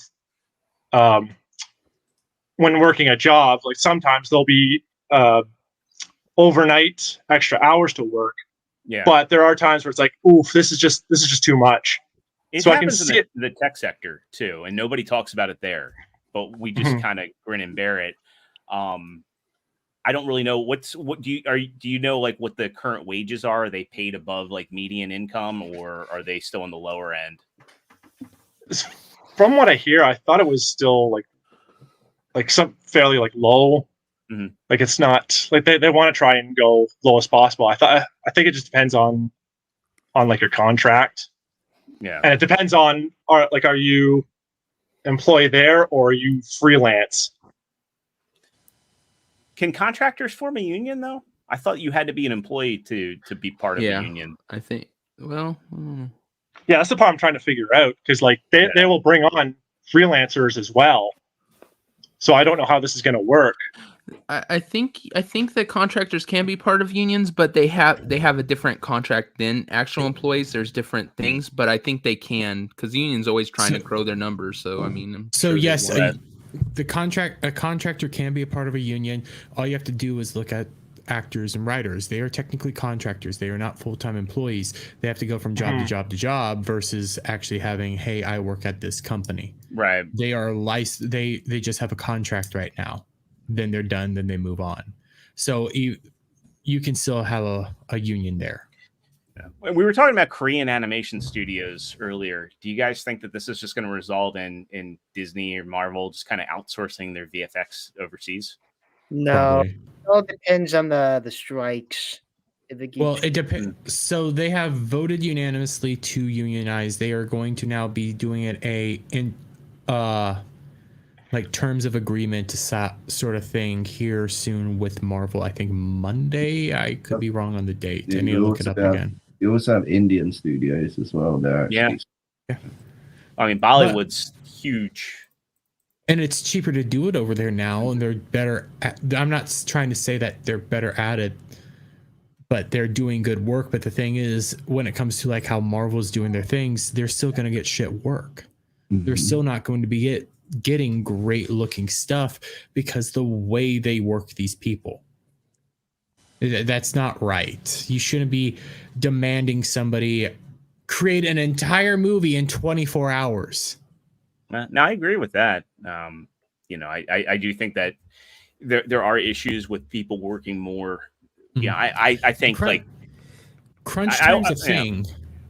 Well, Crunch like I time said, exists. I work in the tech sector, and it happens to me. Like the past couple weeks, I was working 12-hour days, 5 days a week, you know, for a project that we're on. It sucks, but it kind of comes with the territory. But I would say I'm fairly well compensated for what I do, even as a salary. I think these people get paid well, from my understanding. Like looking into it, like I've been following the way these people get treated for a little while now.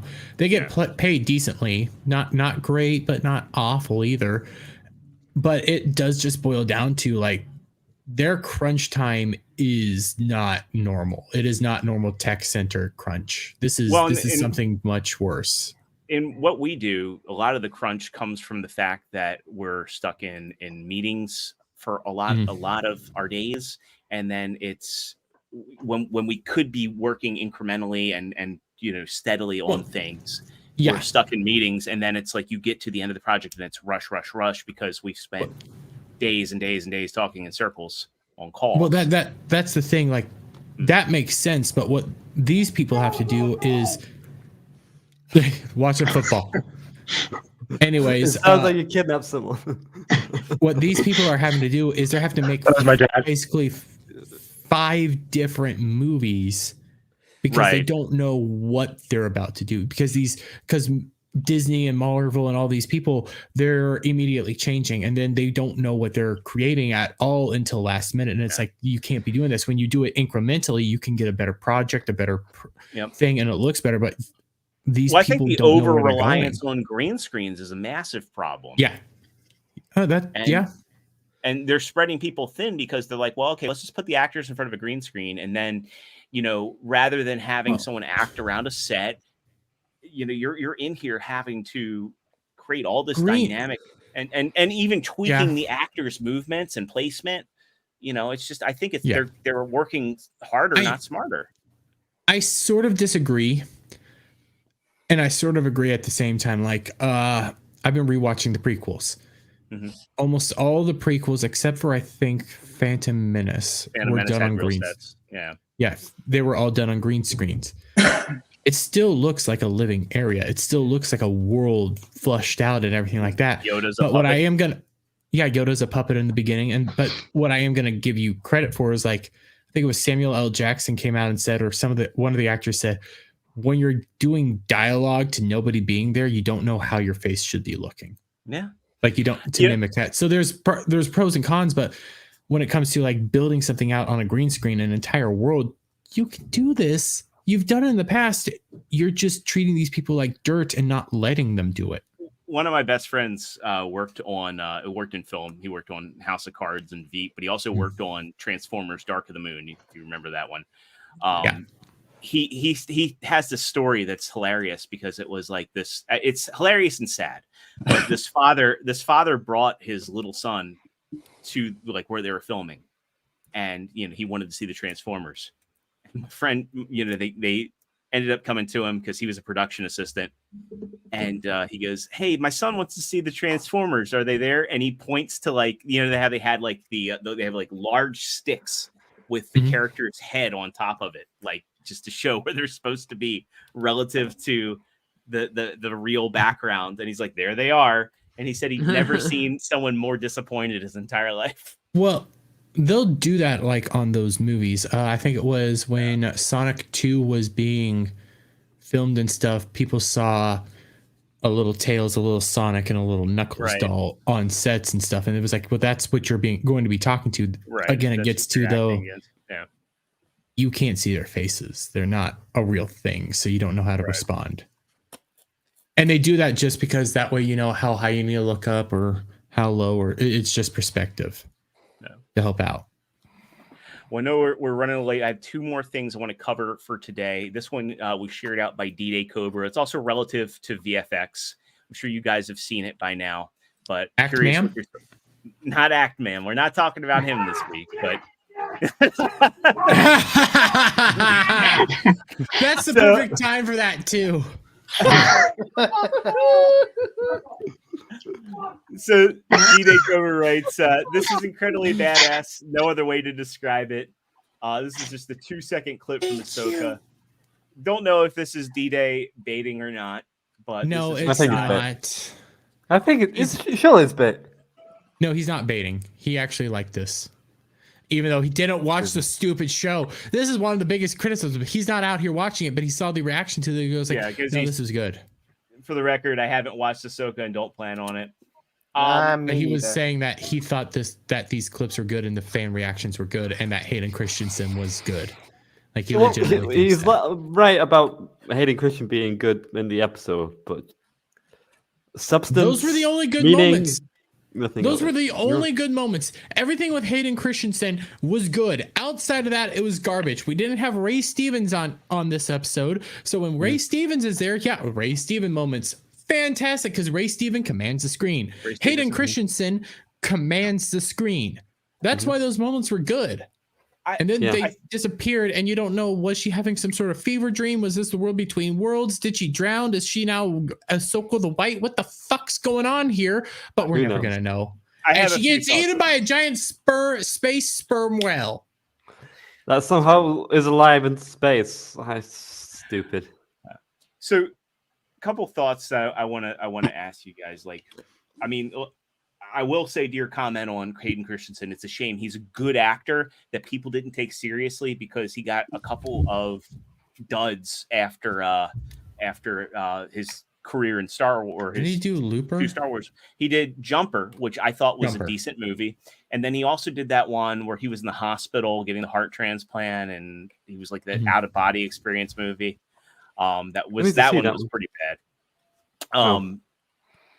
But it's and he does appreciate the fans. I didn't get to meet him I went to Star Wars Celebration 2017. I got to be a few feet from him, but I didn't actually get to meet him. He had the longest line out of anybody. Felicity Jones. He did say he does appreciate Star Wars fans Yeah, appreciating him. Yeah, now, so Chris said it was him. It was him and Jessica Alba. Laughing Esther says he's also from Canada. So Dermy. Listen, You love it's not someone my from fault Canada? you guys live in a third world country, okay? I mean, you got Melee K is your new best friend. And you love. I know, and she even agrees with me. Canada sucks.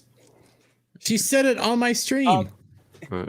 We need to ask the X-ray girl. Yeah, X-ray She girl loves to and say- Mark. Hey, Mark's from Canada.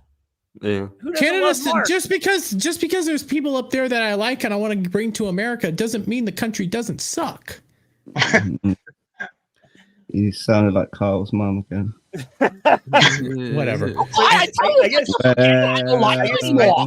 my thing Yeah, is she's a big I fat think bitch. this She's is the well biggest bitch. shot, right? I can't say it's badass. I think it's decently shot, but it's member berries. And the thing that gets me is that by having all of these characters survive the Purge, Order 66, you've diluted the Skywalker saga to be meaningless because outside of Luke, there were dozens of people that could have defeated Vader and Palpatine now. Yeah, So- I've said this millions of times. Ahsoka should be dead. Yes, Yeah, definitively. She should. Vader should have killed her. Mm-hmm. What is the impact of having Vader if they've made him so insignificant? And now he's not the one that brought balance back to the Force. Palpatine was the one that brought balance to the Force because he had like either a clone or had sex somewhere. We're not talking about that. The one that brought But balance to the Force was Anakin and Luke. Yes. We're not talking about that. The only reason you talk about like Disney Star Wars canon is to just critique Disney Star Wars. Outside of that, though, it is not actual Star Wars. This is not something that's going to save Star Wars. This whole moment that I've been boasting over this, that I fucking loved seeing, because just like when Luke came back at the end of Mandalorian 2, people got this hard on for that. I got people wanted. And it was also like it was hard for me to get excited because it's the same thing. It's like they've destroyed his legacy, so it's hard for me to get excited. When these 8 episodes are over, what are people going to ask? Oh, what do you remember about the show? Oh, there was a Hayden Christensen cameo. Right. That's it. Yeah, they're not going to remember the show. They're going to remember Hayden Christensen. But that also goes to like that's not when good. When you saw him at the end of the last episode, you thought he was about to get like seriously cucked and destroyed in front of you. When I didn't see that, I got to see the Anakin that I grew up, my hero, my Skywalker, even though he ends up becoming a bad dude, but I view his storyline completely differently than other people. I was happy. I got to see the guy that I grew up with. And yeah, it's not going to save anything. The show's still garbage. I just had a small moment where it's like, I can breathe a little bit and be happy. And then it's all just back to shit. Yeah. Marisa McCracken says, no questions about sand. Dino Rama says, FFLL, first FNT, now on, I think he meant LOM. And then Ash I says, will be reviewing the episode tomorrow at the same time. So stay tuned for that. Who cares? Shameless plug. Yeah. Is the Acolyte still happening? Because I don't know. Yes, the Acolyte is still happening. I just don't know where it is at all. That is still going to be a thing. I'm done with it. Like there's no saving Star Wars. There's nothing coming that's going to Like, save your this. motherfuckers are watching it for content. I ain't watching it for. Yeah, me neither. Fuck this. I'm just watching it to talk about it. That's really That's the all, only yeah. reason I'm doing it. And even then, like when I was gonna review it, but my schedule just wasn't allowing me. So I talked about it on Ballbusters, and nobody wants to talk about it. I just wanted to defend this moment because it's like I got Anakin. That's all I wanted in this small little moment was Anakin, and I got it. It sucks when something you used to love has become like so tiresome. Mm-hmm. You know, Yeah. It's like, you know, if you told me back in 1998 when I was like beyond hyped because we were getting new Star Wars, that there would come a time where I was bored and checked out of Star Wars, I'd be like, the fuck you talking about? More fun. I have more fun watching Rage and Rhino talk about Star Wars like on his channel than I do actually watching it. If you would have told me during the era of the Clone Wars, when that show was coming on, the show that I watched religiously, I've seen 5 times through completion. If you would tell me that, hey, you're gonna end up watching this one day and feel nothing and be dead inside because everything they're giving you is garbage, I would not believe you. I would outright look at you and go like, no, you're wrong. Like, this is gonna be good. This is always gonna be good. It's Star Wars. You know, this is Star Wars. Everybody loves Star Wars. And if you don't love Star Wars, you were dropped on your head as a kid. There's not one moment in the new shit that I got the feels for. You know, like that scene where you first, like where you see Luke with the suns in the background and you get that first little piece of music coming. Them kind of feel moments. There's nothing like that in the new shit. Yeah, it's heartless. It's there. You're right. It's nothing. Yeah. And it's sad that it's come to that point. Really good. You don't have anything where Luke's staring down at his father, telling him he's not gonna kill him to help save him. He believes his father is still good, and all Anakin that was is what a made suffering hero. He's a tragic hero. That's and when you listen to what Yoda says to him in the Phantom Menace, fear leads to anger, anger leads to hatred, hatred leads to suffering. It's just Darth Vader. Yeah. I mean, I thought it was member berries lead to nostalgia bait leads to bait and switch leads to suffering. I'm just happy we didn't get a bait and switch. That's all I'm happy. I'm not saving this thing. I just want Anakin back. Well, we got two quick. Well, we got one community. I'm actually thing kind of crying. Let's go into something that like kind of started off a little on the sad side and has generated some great community support. So you guys know Shad Brooks, Shadiversary. True Pop, you got to meet him, and Kenzo, you got to meet him as well. I shook his hand. He's a very nice gentleman. I stand with this. This is the goodness out of imaginary country known as Australia. This balances the Mazda. Yeah. So. And Dino Rama, we have not talked about her. I kind of don't even want to talk about her. Autistic boobs? Yeah, it's that girl that did the Star Wars rant. No. The girl that did the Star Wars rant with her. I know who you're talking about. And you know, she's a rip a hater. She's collaborating with Vito. She's nothing but a grifter. But she has a nice pair of tits though. Yeah, and you know what she's trying to do? She's trying to push her fucking OnlyFans on everybody. Yes. Fuck yourself, What's autistic boobs. Fuck yourself. You're a stupid grifting slut, is what I think of you. Yes, and that's what I thought you think of. You're fucking. What I'm gonna say is you can find leaks of her OnlyFans. They're not good. She's not. They're just and that's probably why she's you're not the person to ask. Yeah. But yeah, so sorry, I didn't mean to chew your head off there, Dino Rama. That wasn't my thing. I just think that she's just trash, and she's not what we're talking about. Ash, that's exactly who we're talking about. And then she made me shout. I don't like to shout. So let's get angry. Let the anger flow. No, I don't want to let the anger flow. I want to talk about this real quick. Because I think everybody on the panel stands in support of Shad. I just want to read a statement for anybody that isn't aware this is going on. So Shad wrote the other day, he said, something very sad has happened. Matt Easton of Scholar Gladiator 1, a longtime collaborator and friendly peer in the YouTube sword community, has just chosen to cut off all association with me, Shad, and my channel, Shadiversary. Now, keep in mind, Shadiversary, there's nothing political on his channel. And I follow Shad. Yeah.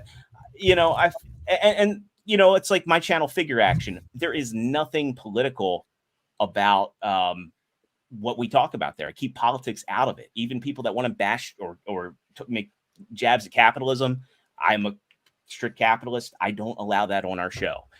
Dino Rama came back and said, I didn't know she was anti-Rippaverse. I think she is Dale Cribble's bastard child. Yeah. So going back to Shad, he said, we had a great day collaborating with other wonderful sword content creators. It was a day of friendship, discussion, and laughter. Upon sharing some images of the day and filming, he received many hateful comments about me. I'm guessing of the type that grossly misrepresent and vilify my beliefs in an attempt to discredit and harm my reputation. Without contacting me to find out the true context of my extremely basic and commonly held conservative beliefs that I am outspoken about outside of Shadiversary, he has chosen to totally and completely excommunicate me from his association, even in spite of the kindness, support, respect, and friendship I've shown him over the years of our association. Goodwill, benefit of the doubt, personal friendly interactions, and past kindness meant little, apparently. Matt isn't the first person to do this, and perhaps I'll talk about others in the future. I keep Shadiversary free from politics. All are welcome regardless of their beliefs, and I extend the hand of friendship to all. Those that I agree with those that agree with my belief, and more importantly, those that do not, including Matt. I believe this is essential to push for a more peaceful and tolerant world. I will watch, support, and be friends with those who I have beliefs I find offensive. That does not mean I will stand up and be outspoken about my beliefs, nor people censor themselves for the sake of my feelings, and people should not have to betray their beliefs just to be accepted by others. We just need to learn to get along with those that are different. For all those who do not want to hear me fight for what I think is right, I separate it from Shadiversary as best as I can and spare such views on my second channel, Night's Watch, or here on X/Twitter. I only address it now because people like Matt can't seem to understand this separation nor associate with people who believe things they find offensive.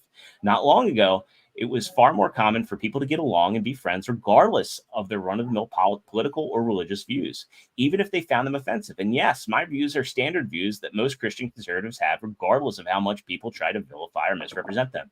I'm just outspoken and stand up for what I believe. Of course, people love to misrepresent the views in the vilest of ways. Apparently, it is better to straw man a person into a villain rather than address his views. My beliefs are free to be heard and understood by anyone. They are all available at Stay on Watch in context, and I will stand by everything I've said there, not the straw man, villainous caricature people that hate on me try to depict. What many ideologically possessed people who sit on the opposite political spectrum to me don't seem to understand is that they hold views that I find equally and personally offensive as many of my beliefs are to them. Although it seems they probably don't have a correct understanding of my views, seeing as many hear disingenuous, hateful comments about me and take them as categorical truth. My point is that I actually believe and practice tolerance and acceptance of people different from me. You don't have to agree or celebrate someone's beliefs or lifestyle to tolerate them and treat them with kindness as you would anyone else. I would never consider disassociating myself with anyone due to them believing many standard left-leaning views that I find offensive, or they have received online hatred from activists for having standard left-leaning views. It would be intolerant, and I stand by my friends. He goes on quite a bit longer.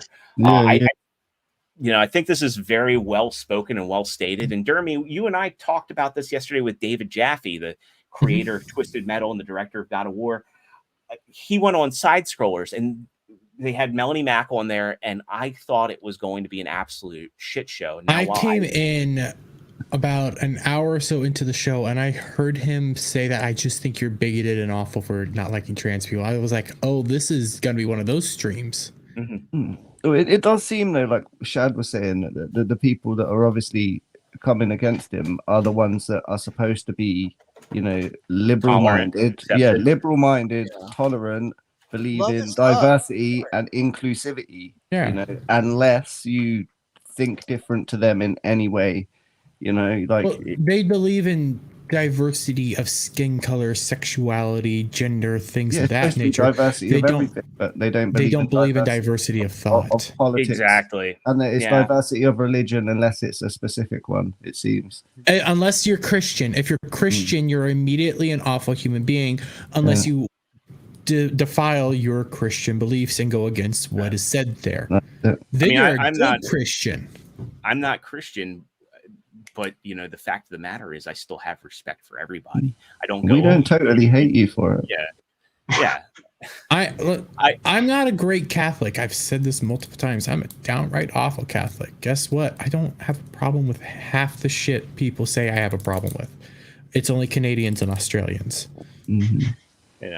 I think in the case of Shad, I think this has been, it's unfortunate. And for anybody that's out there who supports Shad, please don't go through and just leave Scholar Gladiator alone. He's not worth it.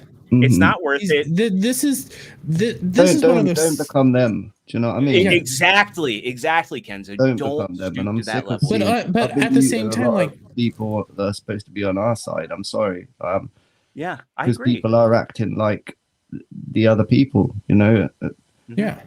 All I'm gonna say is when it comes to this dude, just ignore him. He showed who he truly was. He was weak.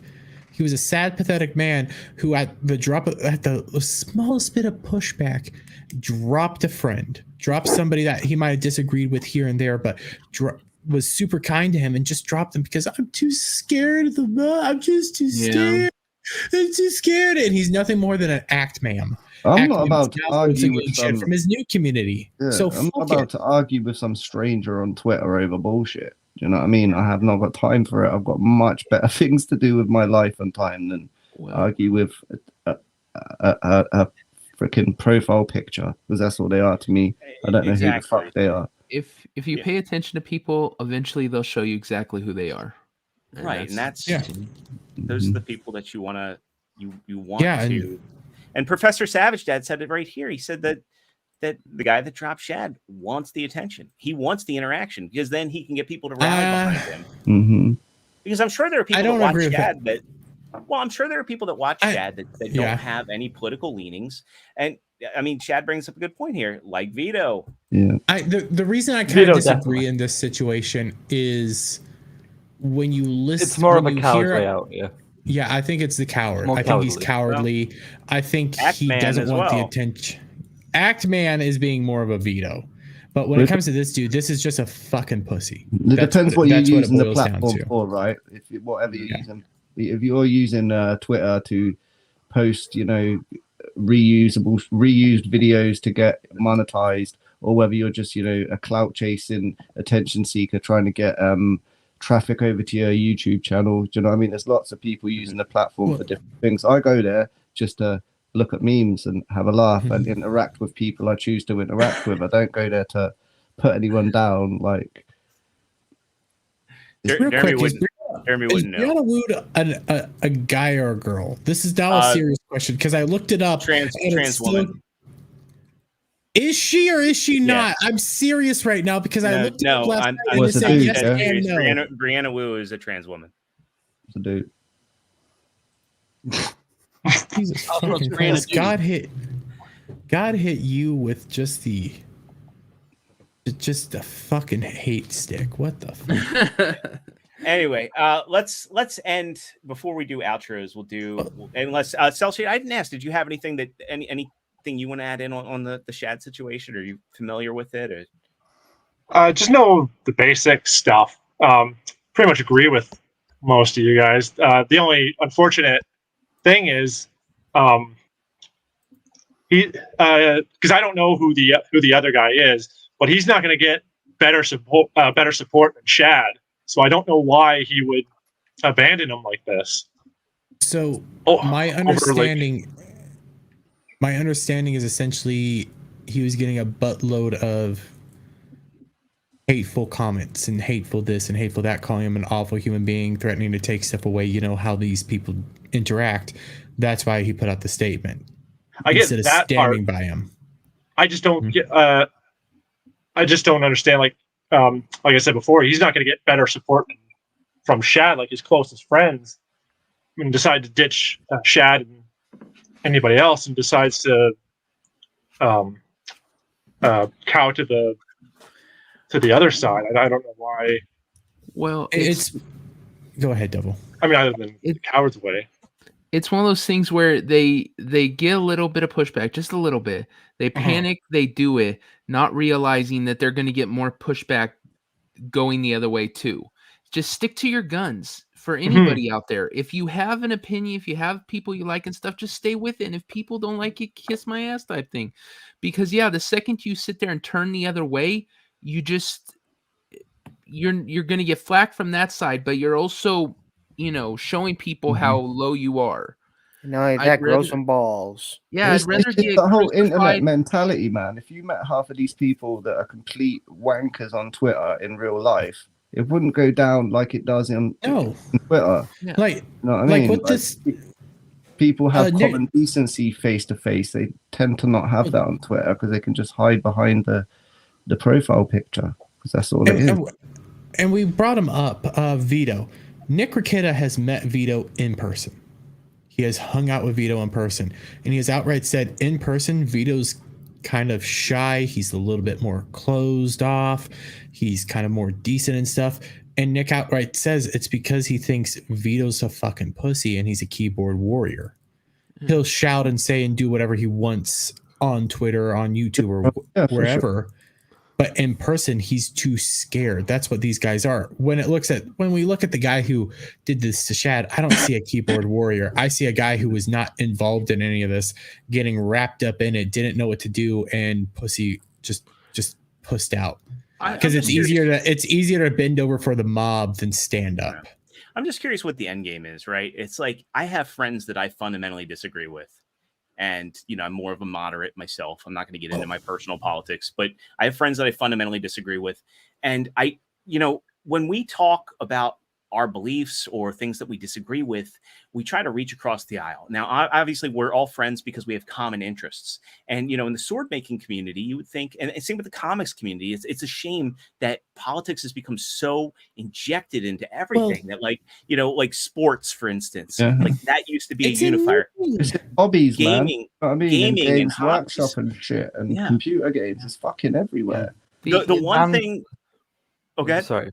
Like Kenzo was saying, like when you actually, because we've been at the meetup, it was a total different experience, wasn't it, Kenzo? It was just seeing them in a 3D dimension. I could smell your hair and everything. But you guys talked about Kami Mark a lot. Like you guys fundamentally disagree, but yeah, he's proper nice guy. It's gonna be. I'm gonna cry having to push him out of the helicopter. Like I said, the internet's gonna internet. You're gonna being on the internet. You can always get caught up in these situations.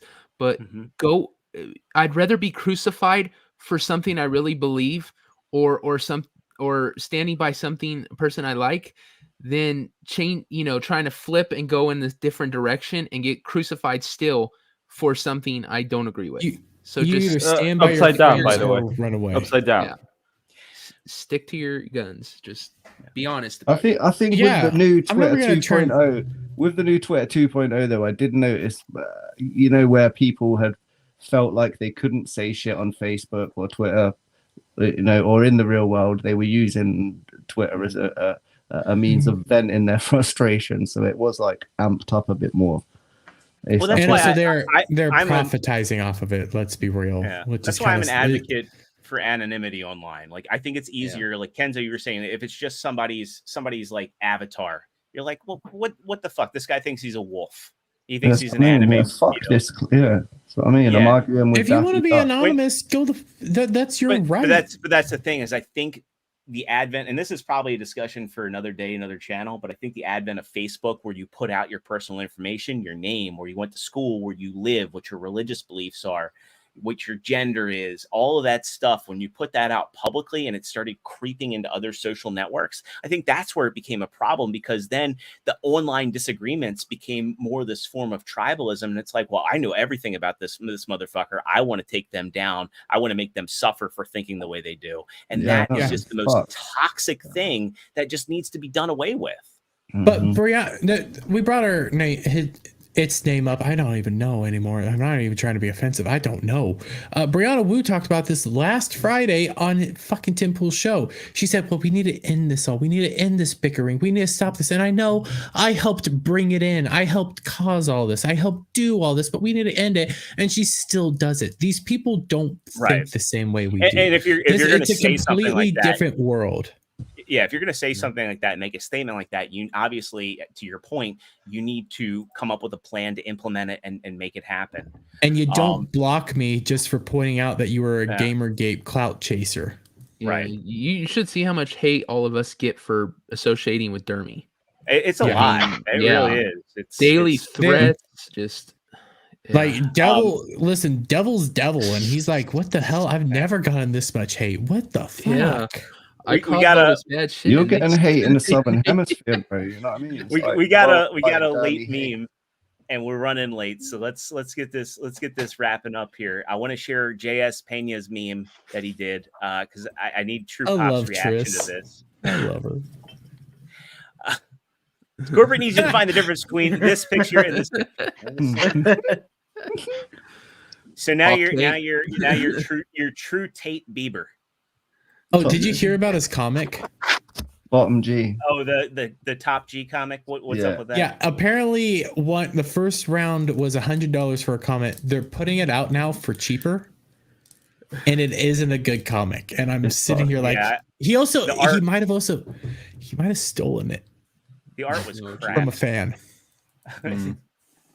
Just want to share this out real quick. This is on over on Ink Monocle. I'm going to put the link here in the chat for anybody that wants to check this out. But these are really high quality pictures from the London meetup.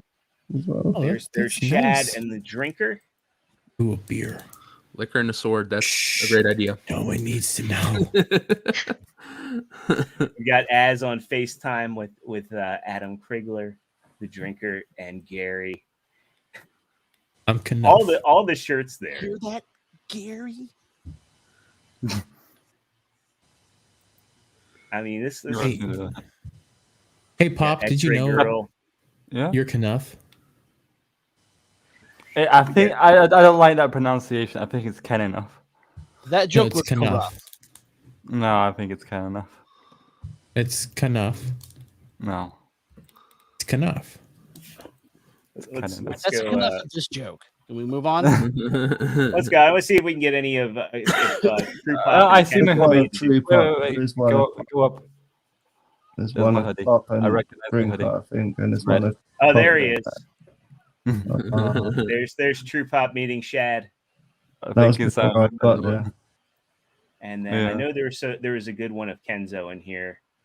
But I put this in the chat for anybody that wants to go through it. Some great pictures here. I think No Green Rocks tweeted this out as well. Oh, there I am with Drinker as well. Yeah, there you go. That's a good picture. Mm-hmm. What the actual hell? People have been telling me that I look like his nephew. Like his little handicapped son. He takes him. The critical slushy. That's what it'll be. My black son. Oh wait. That was a very My underrated black family son, won't you come? That's no, don't do that. Kenzo, I Wash thought I saw you. No, I don't think I'm in these ones. Yeah. This is earlier on in the night. You can tell because Krigler's not in the Legion of Mima shirt yet. Yeah. But yeah, go check that out. Before we wrap up, I do want to play our ad one more time. Again, if you tuned in late, you probably missed this, but we are now an affiliate with Coffee Brand Coffee. So, Use promo code HAILLOM. Thank you. Exactly. Hello, everybody. I just wanted to share with you some great news. We are now an official affiliate of Coffee Brand Coffee. So go check out their coffee. It is fantastic. Fresh, tasty, fragrance. Oh my goodness. My mouth is getting more watery just thinking about it. If you are considering getting Coffee Brand Coffee, or you just need coffee in general, go check out coffeebrandcoffee.com. Again, that is coffeebrandcoffee.com.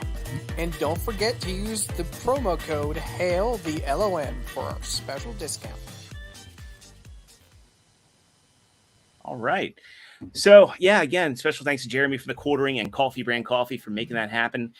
Be sure to check them out. Use our promo code because it's going to help out a independent company as well as the Legion of Memers, and everybody wins. So let's get some outros. We'll start off with Dermy. Dermy, what do you have going on this week? Anything you want to shout out? This week, Skinemax tonight. Tomorrow, nothing. I'm just gonna be doing channel work. Monday, don't know what I'm gonna be doing. Two videos probably coming out. Tuesday, we'll be back with Late Night Mayhem at 10 p.m. Central Time to about midnight is what it's going to be. Then we'll come back on Wednesday at 7. I got a In the Tiny Chair interview with Culture Casino, then Ballbusters next Friday. You going to get Melee K in the Tiny Chair? Eventually, yes. I'm bringing back Tiny Chair, and I want Culture Casino was going to be the third guest or fourth guest to come on. And then my schedule changed, and yeah, so he's going to be the first. Awesome. Well, look forward to that. CJP, how about you, buddy? Yes, I've got the Forgotten One cast on Thursday. This week, I've got the Gamersician coming on, and we're going to be talking again a little bit more on the retro remixes and stuff like that because he does both game streaming and makes his own lo-fi synthwave style. So we'll be kind of dealing into that. I am 91 subs away from 500 and less than 500 watch hours away. So awesome. just that little bit closer. Yeah, hell yeah. All And right. I'll be on Etep or Queen's channel tonight for Saturday night's main event. Cool. Devil made me do it. Yeah, I'm Devil Made Me Do It. Now like 3 on the Twitters. Subscribe to Beelzebub. Check out Get Ranked every Sunday. Not this Sunday, but every other Sunday. And check me out on a bunch of different shows during the week. Engaged is earlier Sunday. We have Skinemax. We have Ballbusters on Friday. I have Holy Shit News on Wednesdays and Mellow Mondays. So you can find me everywhere essentially. And then of course here. Awesome. True Pop Culture. You can essentially find me at True Pop Culture 7, my YouTube channel.